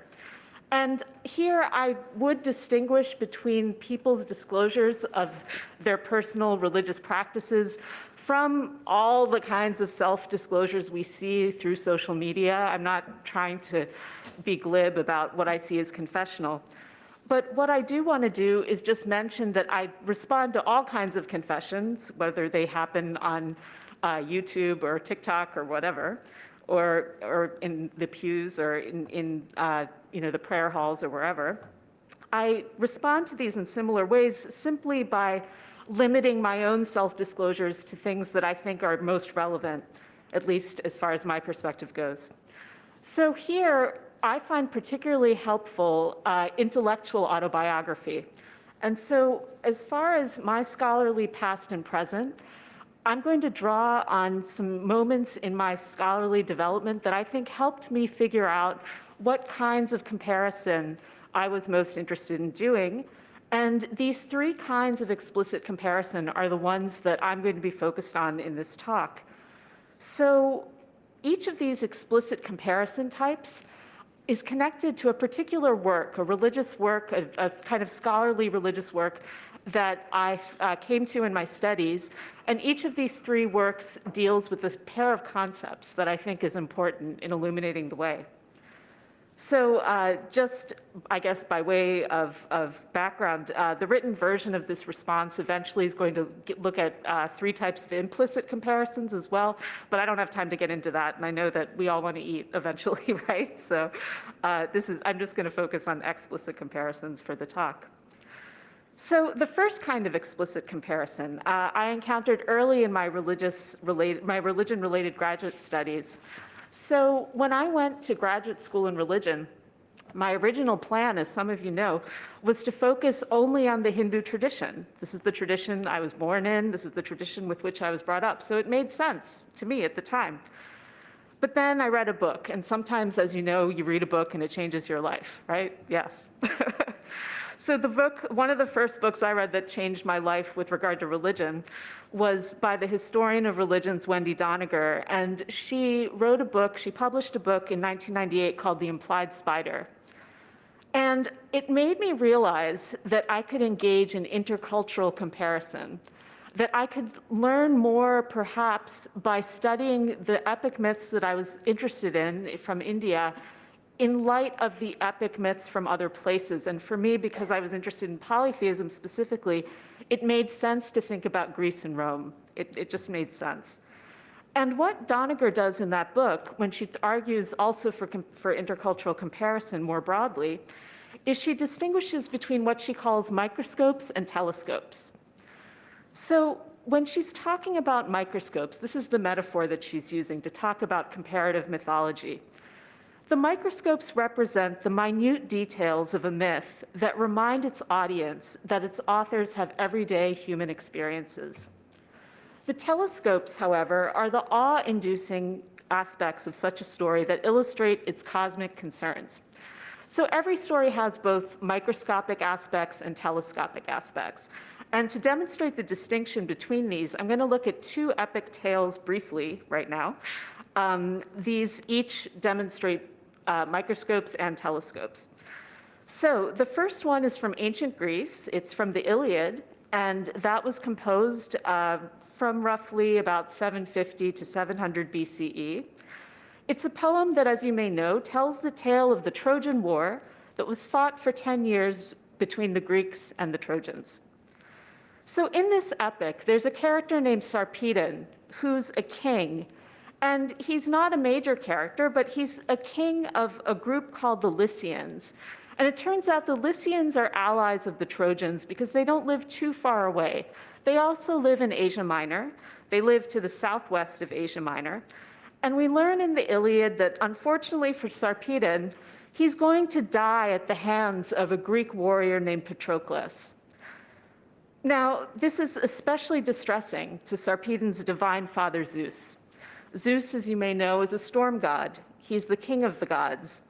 And he bemoans Sarpedon's fate, this impending doom, to his sister and his wife, Hera. He wants to use Hera as a kind of sounding board. You know, I've heard this horrible news, and I need to do something. What am I going to do? So what he's trying to figure out is, do I intervene? Do I intervene? Do I save Sarpedon and whisk him away to Lycia to save him from this fate that I know is in store for him? Hera says, no, you don't. And this is her argument, more or less. Okay, Zeus, you know, you're looking down at the Trojan War, but realize this, all of us gods, we all have skin in this game. When we look down and we see all of our loved ones, if all of us were to just intervene with everyone we care, you know, to save every human that we care about, the fate of the universe, the fate that's supposed to unfold here in the Trojan War would not unfold properly. And we can't do that. We can't interfere with this. We too are subject to fate. Another argument that Hera makes is that she says that if you interfere with Sarpedon being killed, you rob him of his honor upon death, essentially. He's going to receive a hero's funeral in Lycia. And so if you intervene and save him from that, you're essentially getting rid of that outcome in the short run, which is what is supposed to happen. So instead of intervening, Zeus rains blood on the ground. This is a kind of prescient commemoration of his son's soon-to-occur death. And that is pretty much where the story ends for Sarpedon. The second epic story that I wanted to mention in relation to this story occurs in the Mahabharata.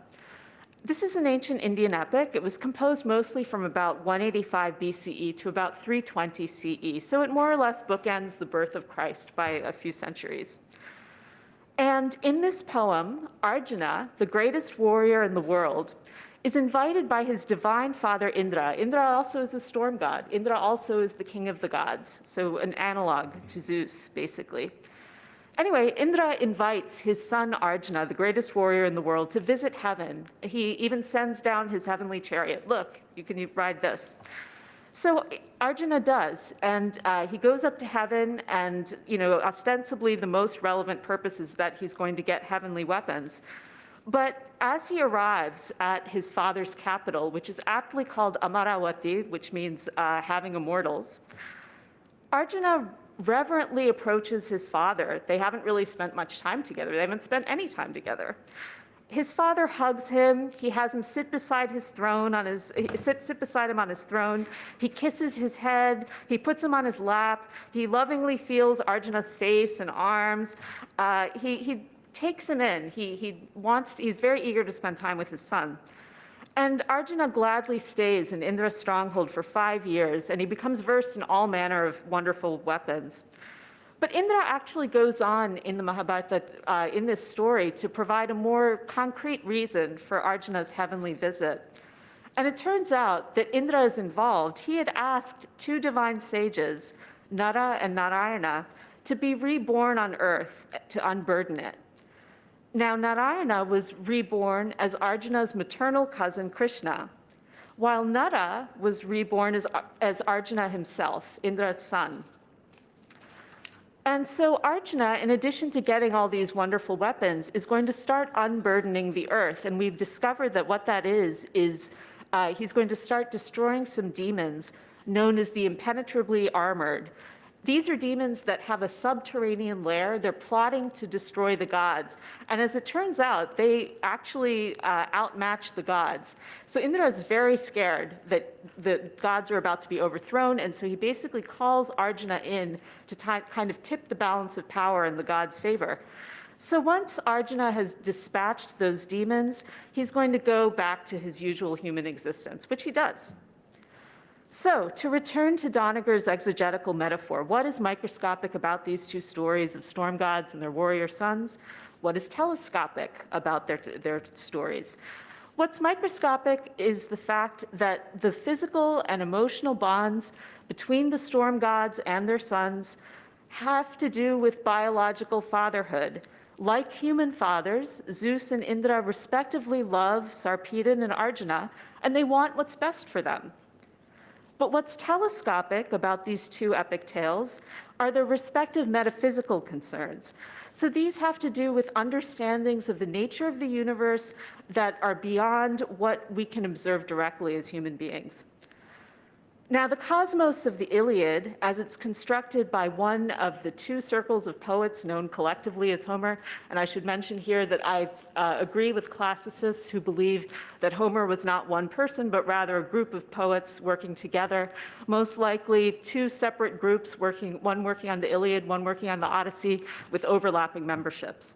But in any case, these poets, when they put together the cosmos of the Iliad, I think they were pretty clear that gods were subject to fate, as were humans. And therefore, the universe is a universe in which Zeus must mourn rather than rescue Sarpedon. Because even the gods are subject to fate, fate is inevitable. So that this is the outcome that has to occur. But the cosmos of the Mahabharata looks a little different. It's made mostly by priests who are devotees of Vishnu, the divine preserver. And what they do is they take an earlier philosophical teaching that had been floating around in the Hindu tradition, and that teaching was about Brahman, the cosmic reality. So in the Hindu tradition, before this, the idea that was put forth was that, we look around and we see differences among things, different chairs, different floor, different, there's a ceiling, there are all these people in the room. But in reality, it's all one thing, and that thing is called Brahman. That's the reality that encompasses everything. Now, when you have different sects evolve in Hinduism, what these sects do is they say, okay, we worship one god above the others. And when we think about Brahman, the cosmic reality, we think of our God as Brahman. So Brahman has a face for us, and that face is the face of our God. So Vaishnavas identify Brahman as Vishnu. And from these Vaishnavas' perspectives, from these Vishnu worshippers' perspectives, Arjuna cannot remain in heaven because there's something greater in store for him. And that something that's greater is moksha, or release from the cycle of death, of birth, death, and rebirth. So in the Hindu tradition, there's a belief that there's a part of an individual known as Atman. It's the self or soul, and it goes from birth to birth. One of the metaphors that's used in text is the idea of shedding bodies and acquiring bodies the way human beings take off clothes and put on clothes. And so this self, Atman, ordinarily when it's reborn in a particular form, people don't realize it's the same thing as Brahman, the cosmic reality, where we see these superficial differences and we think they cause these things to be different. But if someone acquires true knowledge, if someone acquires sort of the deep esoteric knowledge that's needed through meditation, that person, if they reach a certain level of spiritual attainment, realizes that it's all one thing. Atman is equal to Brahman. It's all one thing.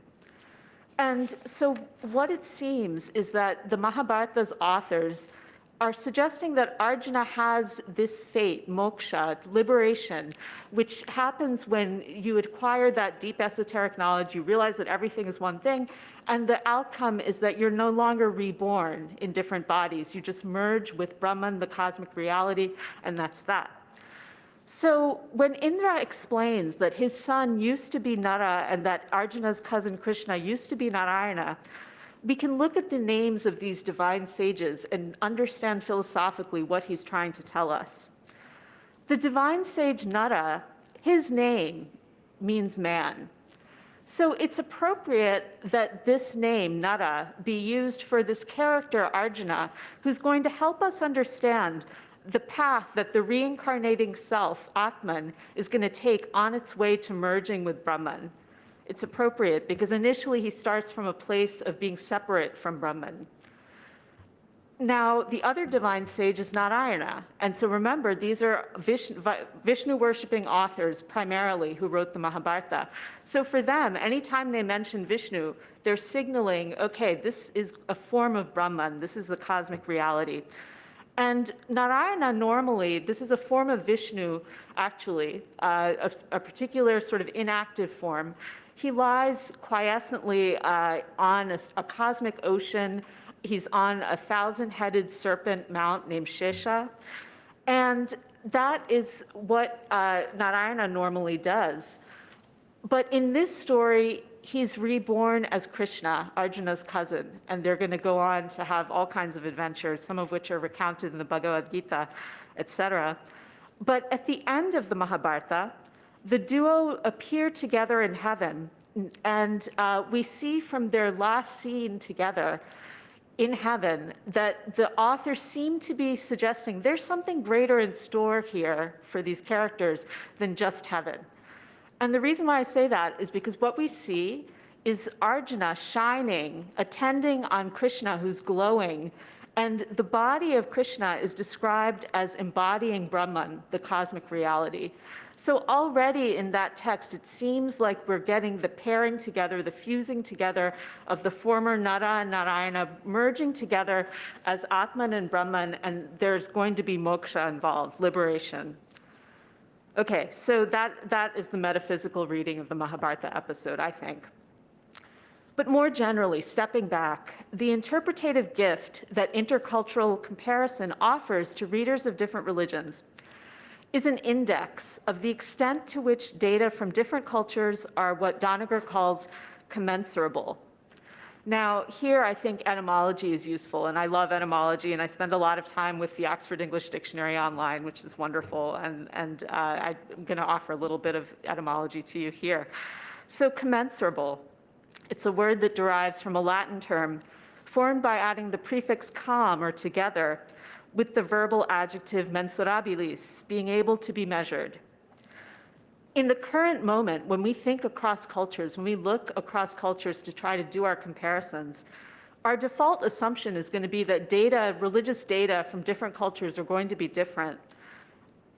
And most certainly that's the case. But as you've seen with Frank's talk, when you bring together pieces of religious evidence together, when you bring together pieces of evidence from different religious traditions, this is productive because we see each better in the other's light. And so I think that is a good enough reason as any to do intercultural comparison. And so I found that empowering. I was happy to learn that I could study Greco-Roman myths as well as Hindu epic myths. And then I was ready to start my doctoral studies in religion. And I was trying to figure out, okay, I come in with this kind of odd academic background, unusual academic background for a religion person.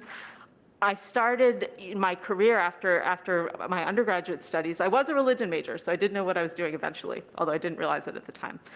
I started out studying social and behavioral sciences, as Heather mentioned. I was interested specifically in how these disciplines like psychology and sociology and anthropology, how we could take the lessons we learned from those disciplines and apply them to problems of reproductive health. I was interested specifically in rural Bangladesh and couples practicing family planning. So anyway, when I started thinking about religion, more specifically as a doctoral student, my question was societally grounded because that's sort of where I came from as an academic. So my question going into my doctoral studies was why mythological stories of old mattered to the societies in which they were told. And I think what helped me square my earlier social scientific understandings with my more recent humanistic outlooks was a pair of principles that I found actually was Paul Ricoeur. Ricoeur did a lot, right? This was a 1970 book, Freud and Philosophy, that some of you may know.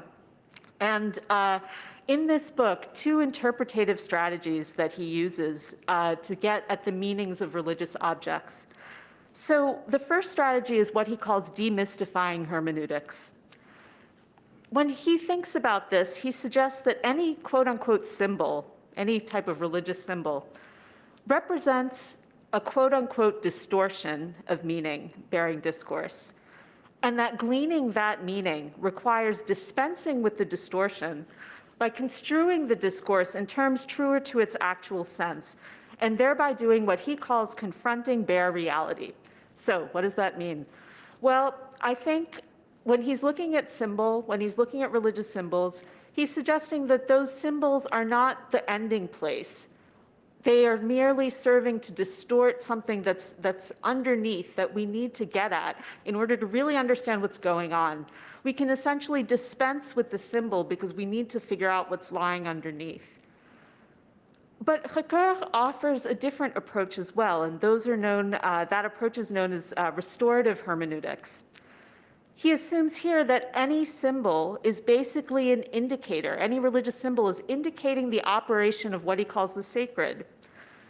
We can get to the sacred by understanding the revelation, what he calls the revelation of the sacred, through the symbol, thanks to this wonderful phrase, the quote-unquote grace of imagination. So the idea here is that if we want to understand a religious symbol, and we're using the hermeneutics of restoration, restorative hermeneutics, we're not dispensing with the symbol. We're using the symbol and thinking deeply about it in ways that allow us to understand how the sacred is being revealed through the symbol. And we want to basically use the power of imagination to understand better what that religious work is, what religious work is occurring through that symbol. What is key, I think, to implementing these disparate interpretative approaches, the demystifying hermeneutics and the restorative hermeneutics, is to recognize their respective affinities to contrasting kinds of academic disciplines. And I take my cue here from the religion theorist Jeppe Zinding Jensen.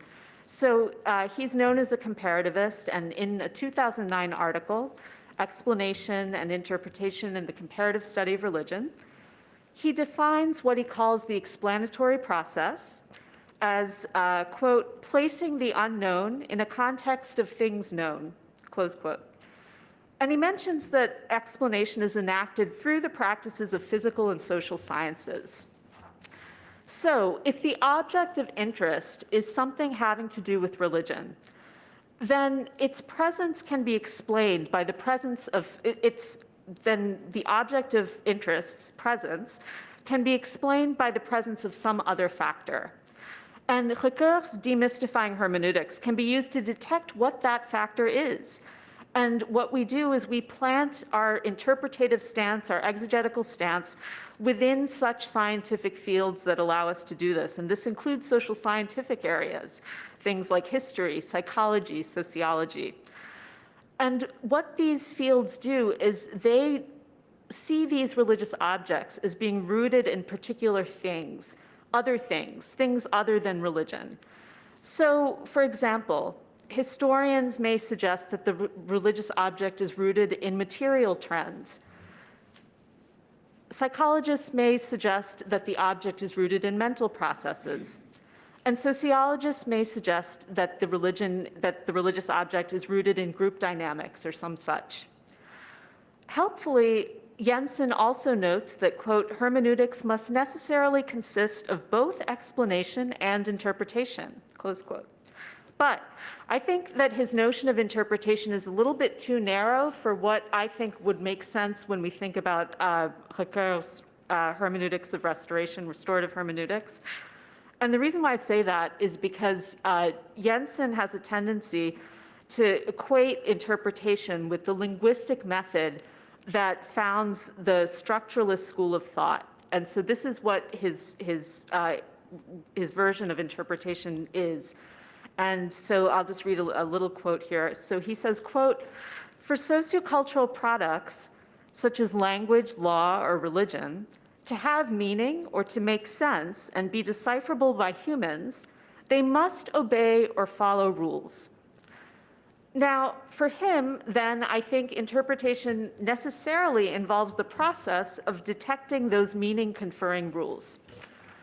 But when I think of humanistic fields like literary criticism, philosophy, theology, and I think about what they offer to readers of religious objects, I would define interpretation differently. I see interpretation as an attempt to render into words in unique ways what may range beyond the immediate perceptions of such objects' audiences, whether they're attending to the workings of texts, concepts, or divinities.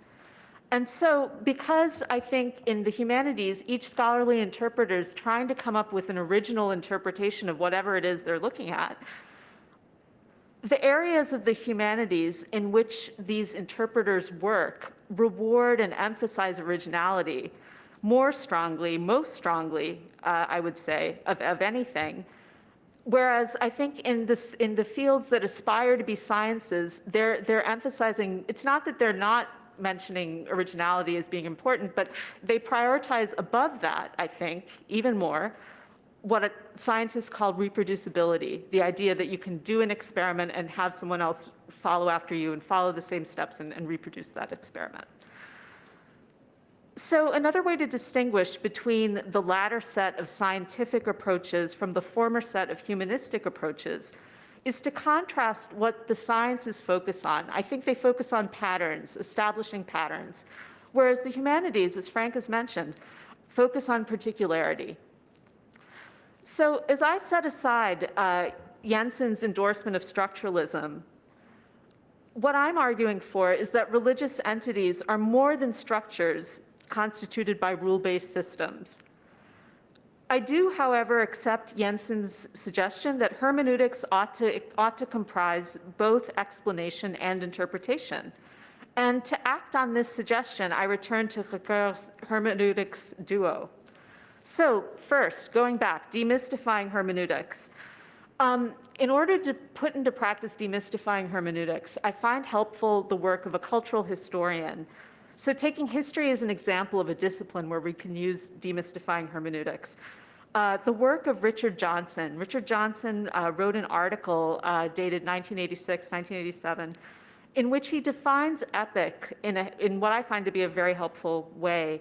He says that epics are, quote, not merely literary constructions, but also social categories or subjective forms, close quote. So the idea is that when you compare epics, you're not just comparing literary text, you're also comparing societal contexts surrounding the epics. And so when we put his idea of what an epic is next to Ricoeur's call for demystifying hermeneutics, and we think about how history can help us understand what epics are doing, I think what we find when we look at the stories of the storm god's sons is that there's a kind of cultural chauvinism, there's a kind of nationalistic kind of triumphalism in these epics that's underlying the surface of the mythological stories. And I wanted to just explain how we see that. And I think we see this particularly in the Greco-Roman tradition when the story of Sarpedon is basically transformed by the master of transformation, the Roman poet Ovid, who wrote an epic called the Metamorphoses. So this was written between 2 and 8 CE, so pretty soon after the birth of Christ. So when Ovid retells the story of the Trojan War, he retains the character of Sarpedon. He even retains the fact that Sarpedon comes from this problematic place, Lycia. I say problematic because for the Greeks and Romans, they were trying to construct a kind of Occidental identity in opposition to the Oriental identity of people from Asia Minor and other parts of the world in the Asian sphere. So when Ovid talks about Sarpedon, he still retains his status as a son of Jupiter. Jupiter is Zeus's Roman equivalent, as you may know. But he mentions this king, Sarpedon, simply to say that he's the leader of troops who become the fodder for the Ithacan ruler and Greek hero Odysseus' sword. So essentially, the only reason why Sarpedon is mentioned is to say his troops are going to be hacked to pieces by Odysseus, the hero from Ithaca. And he's no longer thought about as being someone that Jupiter cannot save from death. You know, the story has changed. But in transforming the story, what Ovid has done is he's transferred Jupiter's overt affection to his sons Rhadamanthus and Minos. And these are sons that grow up on the Greek island of Crete. And the reason why they're on Crete is because when Jupiter impregnated their mother, he had actually lured their mother to Crete. She was a princess named Europa. And Europa basically sees this white bull, and she approaches it, and the white bull basically lures her to the shore. So she's in the Levant, she's from Phoenicia, and so in the Eastern Mediterranean, and so she gets on the back of this bull, and he swims her all the way to the Greek island of Crete. After he takes off his bull form, he impregnates her. But Jupiter himself acknowledges in Ovid's epic that he too is subject to fate, because ordinarily he would try to stop his Cretan sons, Rhadamanthus and Minos, from growing old. But he's not going to interfere with fate. He says, we gods are subject to fate. So it seems like Ovid has internalized the lesson that Zeus couldn't learn in the Iliad except through, talking with Hera. Ovid presents it in a different way in the Metamorphoses. And in the process, asserts his Occidental identity. That's what he's doing here, I think. Because he's distancing Jupiter from the Orientally origin Sarpedon. But the ancient Indian poets and priests who put together the Mahabharata are doing something different. They're claiming their Oriental Indian identity, and what they do is they situate their hero, their mythology's greatest warrior, Arjuna. They situate his begetting, his birth, and his bringing up in their own home area, which they elevate in two ways. First, we learn that Arjuna is born to his mother, Queen Kunti, of the kingdom of Kurukshetra. And Kunti uses a mantra, or incantation. And the reason why she has the ability to use this mantra, it's a special mantra that can be used to call down any god and have that god create a child with this person who's chanting the mantra. Now, the reason why she has this is because when she was a teenager growing up, her family had a really, really difficult visit paid by them, to them by this man named Durvasas. He's a famously irritable sage in Hindu mythology. So when he shows up, people generally are on edge. They're very, very much on edge. And he was basically the house guest from hell. He just did everything wrong. He was really demanding. But Kunti, rolled with it, and she impressed him because she was so beautiful. And he said, okay, look, I'm going to give you a reward. You're going to have the most wonderful children, and these children are going to be the children of gods, and here's how you can make that so. So she uses that mantra. One of the times she uses it is to have Arjuna, the unparalleled warrior, who's going to be the son of Indra, the king of the gods, who's the paradigmatic warrior in the Hindu mythology. So Arjuna gets this kind of illustrious backstory that's linked to the kingdom of Kurukshetra in North India. He gets this divine parentage through Indra, but he also has an illustrious human father as well. And that father is King Pandu. This is Kunti's husband. But unfortunately for Kunti, Pandu cannot have sex. Why can he have sex? Well, he also had tangled with some irritable sage. I'm not going to get into that story right now, but he was cursed to die if he makes love. And as a result, he swears off sex for a while. And by the time Kunti is able to use her mantra to call down Indra, Pandu has already encouraged her to do this. And he's even decided that they should try to get on Indra's good side and worship Indra for a year to impress him before he goes ahead and blesses the couple with their most valorous son. So he would have come down anyway, presumably, but Pandu, I think, wanted to be involved somehow. But he also has an impressive backstory. Before all of this son producing happened, he subdued from their capital of Hastinapura, the elephant city, the rulers of all the other countries in the world. And this created a nationalist legacy that you can see even today in India's capital of New Delhi. New Delhi is only about 60 miles southwest of Hastinapura's storied ceramic remains. So they create this story through archaeology, connect themselves to this ancient story and say, this is our place, this is our place. And Arjuna's our guy. So stepping back once again, demystifying hermeneutics then, I think, can help us see the cultural dynamics, the identity politics that are at play with Greco-Roman and Indian storm gods' relationships with their sons. But restorative hermeneutics tell us something different. I think they bring into sharp focus the human-divine interactions behind those family bonds. More specifically, I think they help us see the ethical dimensions of the unions of the storm gods with their sons' mothers. And here I'm drawing on the work of a feminist philosopher and art historian, A.W. Eaton. She wrote an essay in 2005 called Painting and Ethics. And in this essay, she looks at a painting. It's the painting called The Rape of Europa, which some of you might have seen. It's a painting by Titian, the Renaissance artist, and it was painted from about 1560 to 1562.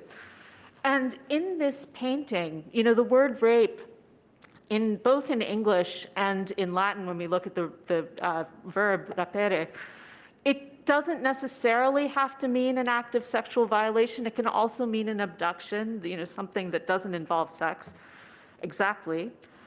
But when Eaton looks at the painting itself does not depict the sex act. The painting depicts the white bull carrying Europa away across the ocean, across the Mediterranean Sea. And so when she looks at that painting, she says, Titian actually is glorifying that sexual act. It hasn't come yet, so to speak, but what is happening here in the painting is that you see signs of glorification of this sort of imposition of this God's will on this young woman. And she takes issue with that. But I think that our poets, Ovid, when he portrays Europa's encounter with Jupiter, the Mahabharata authors, when they portray Kunti's encounter with Indra, I think they're doing something different. I think they're more sensitive. So when Ovid tells the story of Jupiter and Europa, that Titian will go on to illustrate later, the Roman poet, unlike the Italian painter, does not glorify Europa's abduction, in my view. At the beginning, before he even begins his story, he has this kind of intense sentence where he says that sovereignty and passion do not sit well in the same space. So if we interpret that phrase, sovereignty and passion do not sit well in the same space, overtly this makes sense with the mythology, because this king of the gods, Jupiter, in order to have all these affairs with all these different mortal women and get away from his wife and sister Juno, who's Hera's counterpart, he has to conceal his identity. He has to say, I'm not a royal person. I'm not the king of the gods. I'm somebody else. I'm something else. And he approaches these women through these disguises. But there's another way, I think. That's sort of the overt way to take this phrase, sovereignty and passion do not sit well in the same space. But there's also a covert interpretation as well. And I think what Ovid is saying here is that Jupiter's kidnapping of Europa is not about passion. It's not about romantic love at all. It's a power play. It's a power play rather than a love match. So another way I think in which Ovid is sensitive to Europa's needs is he clearly delineates Europa's fear as Jupiter steals her. From the moment when Europa sees this white bull, she's afraid. She is afraid to make this initial contact with the Jupiter bull. And when he swims away with her on his back, she's quaking in fear. Ovid depicts this. There is a brief intervening period where everything seems to be okay. She fearlessly touches the bull's chest. She interweaves his horns with floral wreaths. Everything seems to be fine. But she realizes, when he's swimming away with her, something bad is going to happen. A third way in which I think Ovid is sensitive is that he omits the sexual act that brings about the births of Europa's sons by Jupiter. And he states simply that Jupiter had removed his bovine guise by the time he arrived in Crete, and then whatever happens, happens. And similarly sensitive, I think, to Ovid are the Mahabharata poets, the epicists who put together their version of these kinds of stories. And they are depicting the circumstances that surround Kunti's experience with Arjuna's biological father, Indra. So the Indian epic poets, when they depict this story, they also skip over the details of the sex act. All we know pretty much is that Kunti has been asked by her husband Pandu to call down Indra. She does that. The god king quickly manifests, he impregnates her, and he leaves. That's it. We don't get much more than that. The Sanskrit is very, very terse.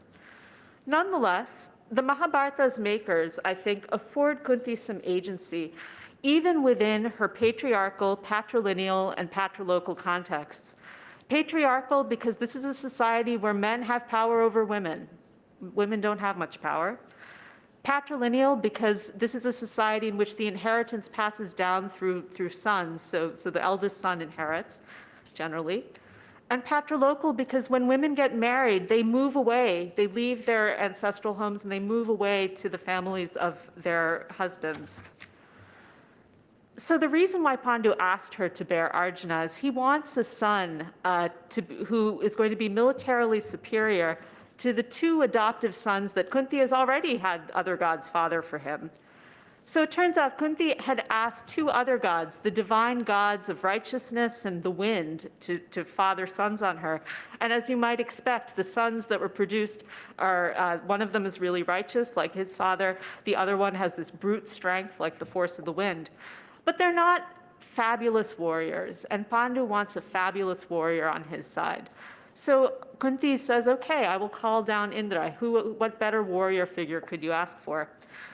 Pandu then says, okay, I want another son. Kunti says, no, I'm not doing this again. I'm not doing this again. And I think this is a moment of agency. She says, Pandu, it's against our society's law to bear more than 3 sons. And if you ask me to do this, if you ask me to call down another god, and if you ask me to father, or if you ask a god to father a 4th son on me, I'm going to be seen as a whore by our society. Is that what you want? Now, you could argue that she's just internalizing what society is telling her to believe, that there's this problem with having more than 3 sons. But I think this is a real moment of agency. It's remarkable for a society that is patriarchal to have this woman talk back to her husband, who's the king, in this way. So, moving back from this, if we attend to the interpretations offered both by the demystifying disciplines like history, the restorative disciplines like philosophy, I think when we work across disciplines, this kind of interdisciplinarity reveals the multivalence of religious works. So this is the payoff of the second kind of comparison, interdisciplinary comparison. And when we see religious objects through the lenses of different disciplines, we see different meanings because these objects mean different things to people who come in with different approaches.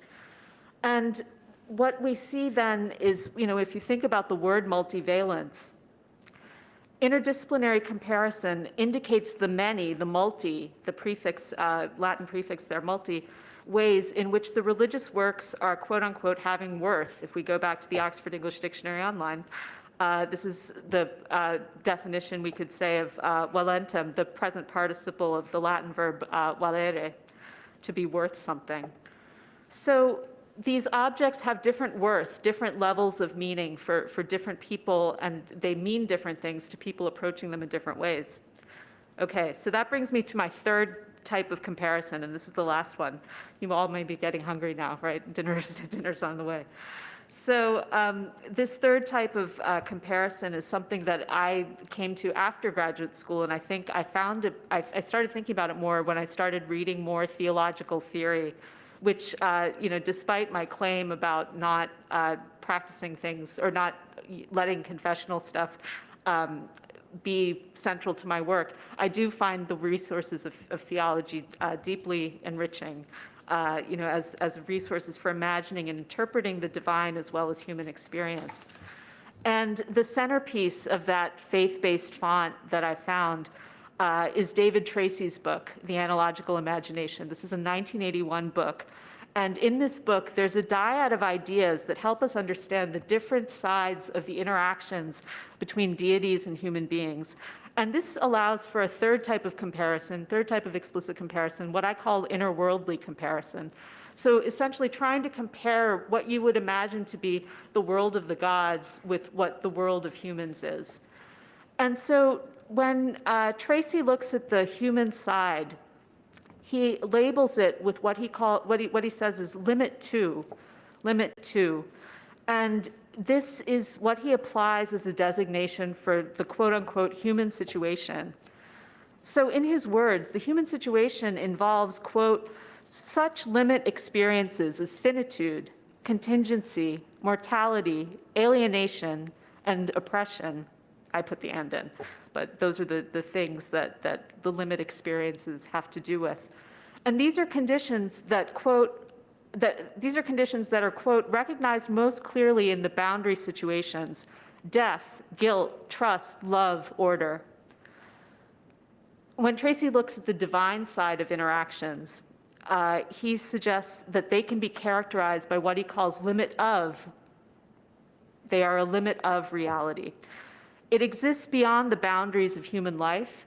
I think that it's discerned by virtue of its illumination of those human boundaries. So when we look at these encounters between gods and humans, we can see them from the divine perspective and how a divinity might perceive that type of encounter, and the human perspective, what the human might see. And I think when we look at these accounts of the storm gods interacting with their future sons' mothers, we find that while they're depicted elliptically in the stories that I've just told you, the sex acts don't really get much attention, they're fleshed out, literally and figuratively, by other stories that these epic poets tell. And what they do is they use the same, they start with these couples. We have Jupiter and Europa for Ovid, then we have Kunti and, or rather we have Indra and Kunti for the Mahabharata poets. And what they do is they retain one member of each of those copulating couples and tell another story that helps us understand what that experience, that sexual experience, might look like. So in part to understand or to answer the question, I think these poets do this in order to resolve some of the questions we had about those elliptical sex acts. So in part to answer the question of what precaution Jupiter must take with Europa after reassuming his true form. Remember, he's no longer in the form of a bull, so he now is going to have sex with Europa, and it's not quite clear what that looks like. So to think through this problem, Ovid tells the sad tale of Jupiter and Semele. Semele actually is Europa's niece. She's the daughter of Europa's brother Cadmus, and you can imagine Juno, Jupiter's wife. Jupiter has slept with Europa. Jupiter has slept with a lot of individuals. So she's been humiliated time and time again.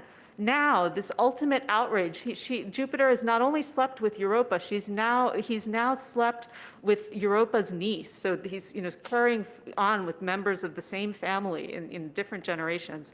So you can imagine Juno's pretty upset with Europa's family at this point. And in revenge, Juno temporarily transforms herself. This is in Ovid's Metamorphoses. into Semele's old nurse.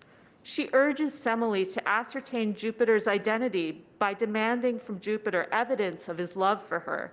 And she encourages Semele to request that Jupiter approach her in the same resplendent form in which he approaches Juno.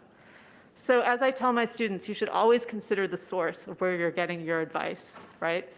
But Semele doesn't realize who Juno is. She just thinks Juno is her nurse. She's taken on a disguise. And Semele acts on this slanted advice, and she requests a wish from Jupiter. And she says, okay, I'm going to wish for something, but you have to tell me that you're going to grant it before I tell you what it is. He says, okay, yeah, I'll do that. Moreover, I'll swear on the river Styx. I'll swear an oath. Problem is, he doesn't know what it is. When he finds out what it is, he wishes he hadn't done that because she wants him to approach her in the way that he would approach Juno. And he has to do it because he's sworn to do it. So he does. He takes on his usual celestial form with the thunder and the lightning. He tries as best as he can to make this form less impactful. It doesn't work, though. She cannot withstand Jupiter's impact, when she's in his presence, and she dies. She's already pregnant, though, with their child, and he takes their unborn child, and he incubates the baby to term in his thigh. A less disastrous fate, though, than poor Semele's plight awaits Arjuna's mother, Kunti, the first time she summons a god to father a child on her. Now, if you remember, she got this power to basically chant a god to come into her presence and impregnate her. She got this power as a teenager. And like most teenagers, when they get something cool, they want to try it out immediately, right? So she does, and she looks up at the sun. She sees the sun god, and in the Hindu tradition, the sun is a god, Surya. So she invokes Surya to come down on her and father this child. And all that the Mahabharata poets tell us is that when he does this, Kunti is dazed by his fiery light. But she survives their union. It's not as bad as what happened with Semele and Jupiter. And she has her virginity restored. When Surya is done with her, he restores her virginity. And so all she's left with is her infant son by Surya. Problem is, though, in this society, if you're a young, unwed mother, things don't go well for you, and she's worried about the scandal. So she takes her infant son and she hurls him into the river. So I will return to him in a minute, but what I wanted to say first was that the distinct experiences that the humans and the divinities have of these close encounters, we can see through interworldly comparisons, when we look across these two kinds of stories that tell us how humans and divinities interact. But it's not just an opportunity to see the discrepancies between the divine experience and the human experience. That's what I've been talking about so far, the fact that Jupiter and Europa have very different, or rather Jupiter and Semele have very different experiences of their sexual act because, they are necessarily different from one another. Similarly, Kunti and Indra have different experiences of their sexual act.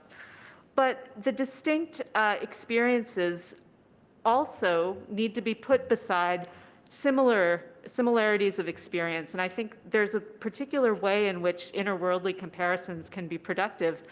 They show us synergies. And the word synergy derives from the Greek noun synergia, which is formed when you add the Greek suffix ia. This is a suffix that you can add to any adjective to make it a noun.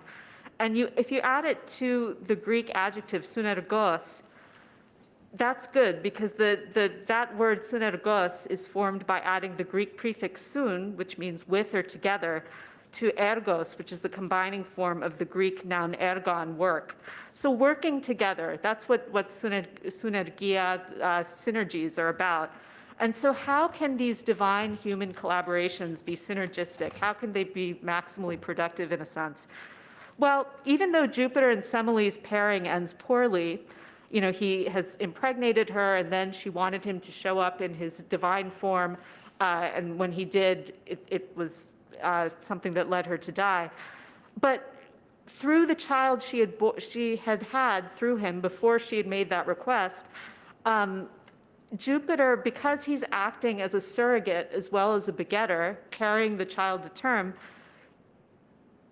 she, through him, is able to give birth to Bacchus. So she's dead, but the child has survived, and Bacchus survives. And as you may know, Bacchus is the Roman god who's the counterpart of the Greek god Dionysus, so the god of winemaking and revelry and those kinds of things.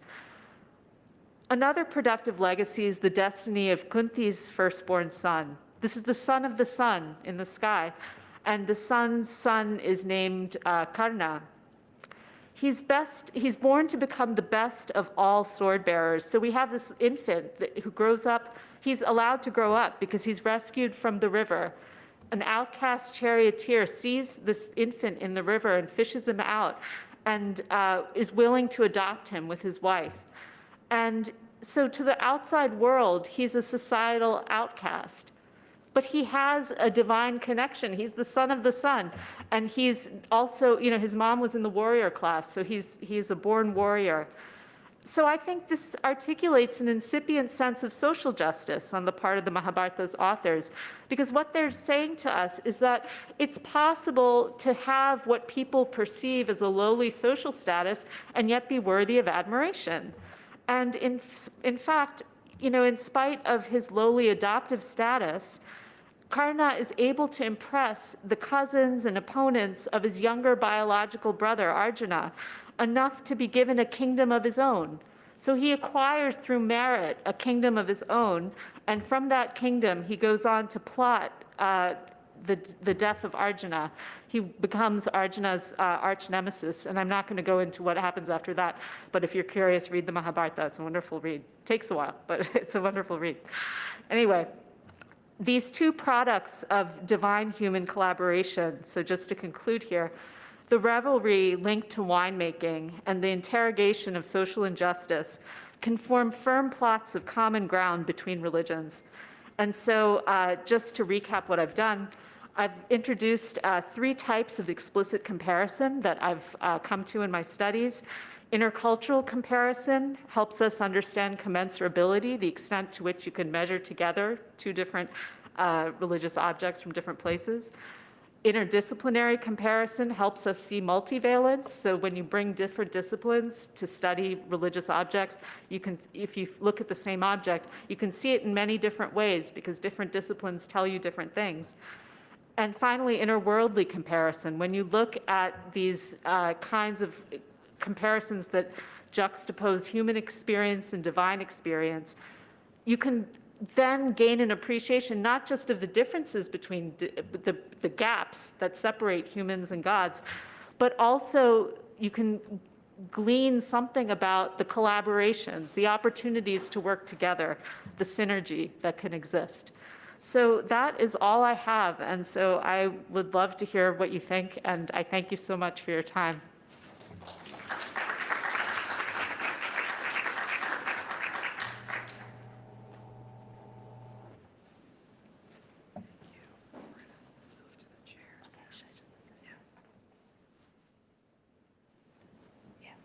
Thank you so much, Dr. Patak. We're going to take 1 minute to get it set up for a Q&A session.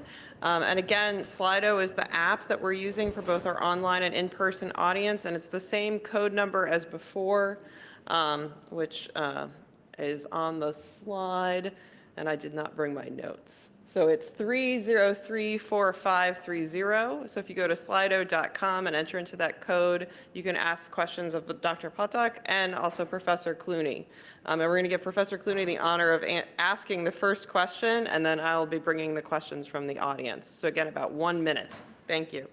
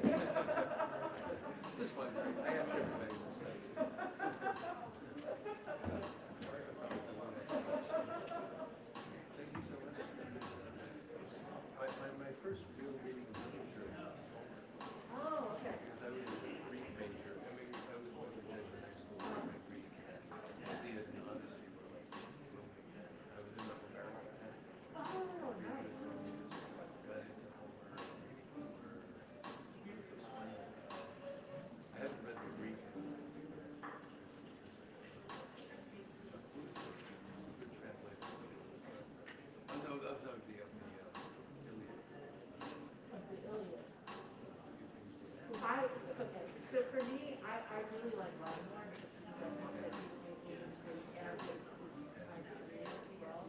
Some people like Fitzgerald, some people like Bagels. Yeah, I'm not, I mean, for me, Bagels takes too many liberties. But, I think kind of, is a bit forceful for my taste. That's nice to get back to that. Yeah, I have to now look at your book. Yeah. It's amazing reading. Yeah, and Ramayana too, which is so. Is that in your book? Yeah, so I looked before. So it's not a long book, so I'm very selective. Is that telling people just to read the Mahabharata? That's a trick suggestion. Yeah, yeah. This is this. All right, welcome back. We're delighted. We have about 15 minutes, maybe 20 minutes for some questions. But as Shuba was responding to Frank, I'm going to give Frank the honor of asking the first question, and then I'll look at questions from the audience. So I'd like to begin by expressing my thanks to you, Shuba, for, first of all along the way being patient as I sent you various versions of what I was going to say over the past months, and taking them all to heart and giving me good suggestions along the way, which I appreciate. And then I really appreciate the formidable wide horizon of your work and the way in which, if you don't know these texts, the enormity of the Mahabharata is, they always tell us, 10 times the length of the Iliad and the Odyssey put together is the Mahabharata. It's when you look at the critical editions and do the math really, really carefully, it's probably about 5 or 6 times. Only 5 or 6 times. It's only 5 okay. or 6 times the Iliad. So Odyssey. the ability to read vastly across these traditions is so interesting. And I just mentioned to Shuba that when I was in high school, I was in the Homeric Academy, and the scholarship was changing at that point, and we were beginning to read the epics, or scholars, not me, were beginning to read the epics differently. But it was sort of entering that world, which I realized is such a part of like the European consciousness, the world of Homer, the world of the epic, for Christian scholars as well as non-Christian scholars. All the stories of Hector and Achilles and the fields of Troy and all this imagery through the tradition. So I suppose my question to you, other than just to other than just thanking you, I guess the question, since I was tasked to ask you a question, would be to say, I noticed the difference, I was sitting there thinking, and you had sent me the outline in advance, the different resonances and different ways of thinking about what I was trying to do, let's say reading, Genesis with a Tamil poet, or reading Tamil poet with a psalm, and that kind of, there in this very, for certain people, very sacred literature. Does reading Homer as a starting point change the whole dynamic? So, you say you're a historian of religion, and Wendy Doniger's work is important for you, and so on like that. That in the Western consciousness, even today, how the Bible is treated and how Homer is treated are somewhat different. I mean, Homer was sort of like a Bible for many a scholar in the 17th, 18th, 19th century. But is starting that way, does it still leave room for the kind of intense, like inside the canon comparisons I was doing? So reading Tamil poetry, this is ecstatic poetry. It's come out of the saint's mouth with the Psalms or the Song of Songs. What does your category, the way you're doing this so brilliantly with Homer, in quotes, and Ovid, and then the Mahabharata, and you say in the book the Ramayana, does that leave, where is there room left for reading the Psalms and the Tamil poetry as kind of a psalter, a prayer book? How do you get from what you were doing to what I was doing? Well, I think this may boil down to some of the differences in our interpretative approaches. So I think both are valuable. Mm-hmm. I think that for me, I'm not so focused on the sort of implementation and religious practice of that comparison. Whereas I think in your presentation, as you showed us, it enriches your spiritual experience as a Catholic to have that dialogical partner in the poetry of the Tamils. So I think as far as my own approach to this type of poetry, I'm interested in how people see their gods. I think that it's really, really fascinating to sort of think through what people thought about their gods. And I think a lot of times there is a tendency among classicists particularly. I took a lot of classes with classicists when I was learning Latin and Greek. And so I think it seems to me that one of the things that they do is they sort of say, okay, well, this is literature. And this, look, you put it over there. It goes on a shelf, right? But I think I like taking these down from these different shelves and putting them together because it helps me understand, originally these were gods for people. These people had interactions with their gods. So even though I myself am not concerned with my own experiences with gods as I'm reading this, I'm concerned about their experiences. I want to understand those experiences better.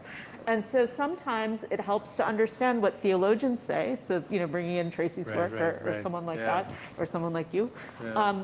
It's helpful to know those things and to see how they can help us understand what it meant to be religious in the times when they were, worshiping these gods. Yeah. Just a quick follow-up, and then I'll turn it over to Heather. Would you say that, it's not quite a question of which came first, but did reading Homer open up the way you read Mahabharata, or did reading the Mahabharata and knowing those stories probably earlier in your life, did that give you a perspective on Homer that changes the way you read Homer compared to other people reading Homer? Yeah, I think the answer to both is yes. So I think what I would say for the first one, the first one was reading Homer next to the Mahabharata. Yeah, and there is the Homer, and then this is sort of a non-sacred text in technical terms. Does that give you the Mahabharata as an epic, as a classic I see. work? Yes, Not actually. a scripture, Yeah, no, I mean, this is something I talk about in my book, the fact that for us readers of epics in general, wherever the epics come from, Homer is the paradigmatic author of epics. So even the definition of what an epic is based on Homer.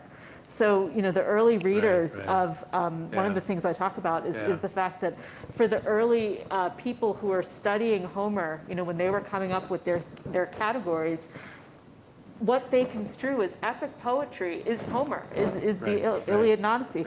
So therefore, when we go into English and we talk about what epics are, this word epic comes from epikos, this Greek word. So it derives from a Greek word epos. So when we think about what an epic is, we can't help but think that we're talking about Homer. And so one of the things that I'm interested in doing is sort of saying, okay, well, that's great, but then there are also these features of these Indian epics that are different from Homer. Yeah, okay. And that's, that's Excellent. kind of what I talk about, yeah. Over to Heather. Yeah, I want to bring some questions in from the audience, and the first one directed at you, Dr. Patak. How do you determine which of your three approaches to apply in any comparative situation? Sort of thinking about, I think, the three forms of comparison that you outlined. Yeah. So I think, in general, another approach that I think I sort of have gotten from Professor Doniger's work, also Wendy Doniger's work, is the fact she talks a lot about having a toolbox of approaches, being very eclectic in your methodology. I think it depends on the situation. When you see a problem or something that you want to fix or something that you want to intervene in, do you use a wrench? Do you use a screwdriver? Do you use this? Do you use, what is in your toolbox? So I bring a big toolbox. I try to fill it with a lot of different tools. I try to use as many tools as I can to this is probably the opposite of what actual people who solve real problems do, right? Like they probably just use the best tool for the job. I wish I could say that I were that simple about it, or that straightforward about it. I don't think I am. And I think the reason I'm not is because I like to sort of see how different tools create different kinds of meaning for me. And so I think my first phase is probably kind of a test phase where I'm just sort of trying out different things. Okay, what works, what works? So initially I'm sort of casting around, figuring out what type of interpretation what type of approach to comparison would work. And then once I think about it, I look at my interpretations and I say, okay, well, some of these may not work so well. You know, in this situation, it may not make sense to look at it this way. But having gone through that exercise, I think I'm open to a lot of different possibilities, and that enriches the final thing that I settle on, whatever it is. Here's a question again for you, Dr. Patek, but I think maybe both of you could answer it. Are there forms of comparison that are inappropriate or out of bounds that might sort of violate a principle that you have in this project? Or is kind of any possible comparative project fair game? There are forms of comparison that are inappropriate.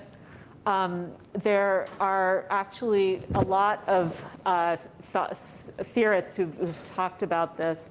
And one of the things that I think can be helpful to realize is to sort of think about the impact of comparison both on the people who are doing the comparing and the people who are being compared, potentially. You know, if you think about these things that we look at, there are people behind them, right? There are actual communities that are attached to them in various ways, and so we have to be careful. We have to be responsible. So I think, you know, there was an old school of thought that suggested that when you do comparison, you're essentially trying to prove that one thing made its way from another, that you identify a source and a receiver. And so I think sometimes those kinds of comparisons can be invidious, because what happens is that you sort of implicitly assume that the source is superior somehow.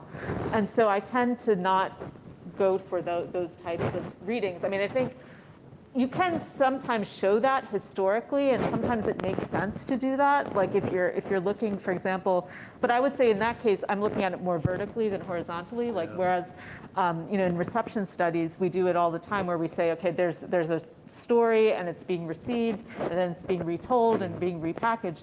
But the difference there is that we're according each retelling respect, and we're sort of saying, when you retell my story, you're doing it in an interesting way, you're doing it in a helpful way, you're doing it in a unique way, whatever it is. Whereas I think other times if you're saying, you're telling our story and you got it wrong, my version was the original, it was better than yours, that's an example, I think, of something that's bad. I guess I would add to that, thank you for that, is that I think almost every comparison is appropriate if you take it seriously enough to notice the similarities and differences, and to be critical of your own intentions and biases in picking up, you know, the work you're doing. So you can actually compare an apple and an orange, despite what people say. And you know, and you can see all kinds of different ways in which these are similar fruits and have similar benefits in health and so on like that. But if the intention was to say, I'm going to show you that apples are superior to oranges, there's something kind of screwed up about that in terms of any kind of final. Therefore, in religious literature, I think the comparison, you know, most comparisons can work. So, you know, reading the creation account in Genesis alongside ancient literature, you know, of Babylon, you know, Babylonian context and all that, Gilgamesh and so on, you know, stories of the beginning, can be quite wonderful. Or reading the stories of Jesus in terms of, you know, wonder worker stories in the Mediterranean in that time period and so on, can be quite wonderful. If the agenda is to, on the one hand, show, but the biblical stories are always superior and more coherent, and they're true and the others are not true, that, you know, why did you bother with the comparison? But if it's the other way, to say, this is just one more story, one more creation myth, or Jesus is just one more wonder worker, I think that too would be problematic. Even though on one level it is true that you cannot be immune to these kinds of comparisons, if the intention is an agenda that's set and finalized before the comparison is done, then it ends up being a bad comparison, I think. You have to be open. Once you commit to it, you have to be open to what you find. And you have to respect that certain people may see your comparison differently because they belong to a certain faith And community. some people be offended by it, no matter what you do. Yeah. Yeah. All right, I think we have time for one more question. And this is mostly a provocative statement. And then, but it goes back to, I think, what you highlighted, Shubha, at the very beginning about ways in which you and Frank are similar and ways in which you are different. And I think this one is focused on the difference. So Clooney is doing interfaith work in order to better understand the divine. Patak is doing interfaith work to improve understanding between humans. Discuss. Whoever wants to go first should just jump right in. Wow, I think I didn't think about that. Huh. I mean, I would say while you're thinking, I would just say that, is that even accurately phrased? And no offense if the person is sitting here. Would you see yourself as doing interfaith work? Or the distinction I was trying to make last night about the interreligious and the interfaith, and the interreligious is always subsequent upon the interfaith. I was putting that out there. That I do see ultimately my work only makes sense because it's interfaith work, even though I have enormous respect for and realize the need for the interreligious work. So you see interfaith and interreligious as being completely separate and not interfaith as a subset of interreligious. Interreligious is a subset of interfaith. So I think that may be where we differ. Yeah, and that's why, in terms of that question, in terms of your interfaith work, that I would say on some level, at least in terms of your academic work out there, you're not doing interfaith work. Yeah, I agree. Yeah. I don't think I'm doing interfaith work. And so that's the difference underlying, even before that question is raised. But I think, the world is better off if we're both doing our work and can sit here and talk to each other about the work we're doing. I think that's right. Yeah. And on that note, it's a wonderful note to... Can I just add, I think it was marvelous for 40 years that Wendy Doniger, who you quoted, and David Tracy, who you quoted, were colleagues in the Divinity School at the University of Chicago. And I think they were friends, and I think both of them would say, they're both living, that they were both better off, a theologian and historian of religion, because they had offices down the hall from one another for all those decades. That's a wonderful note to end this lecture series. Thank you all for joining us here at the Loyola University of Maryland for the Silber-Obrecht Lecture Series. And for everyone online, thank you for joining us online. And we look forward to seeing you again in 2025. Good evening. Thank you all.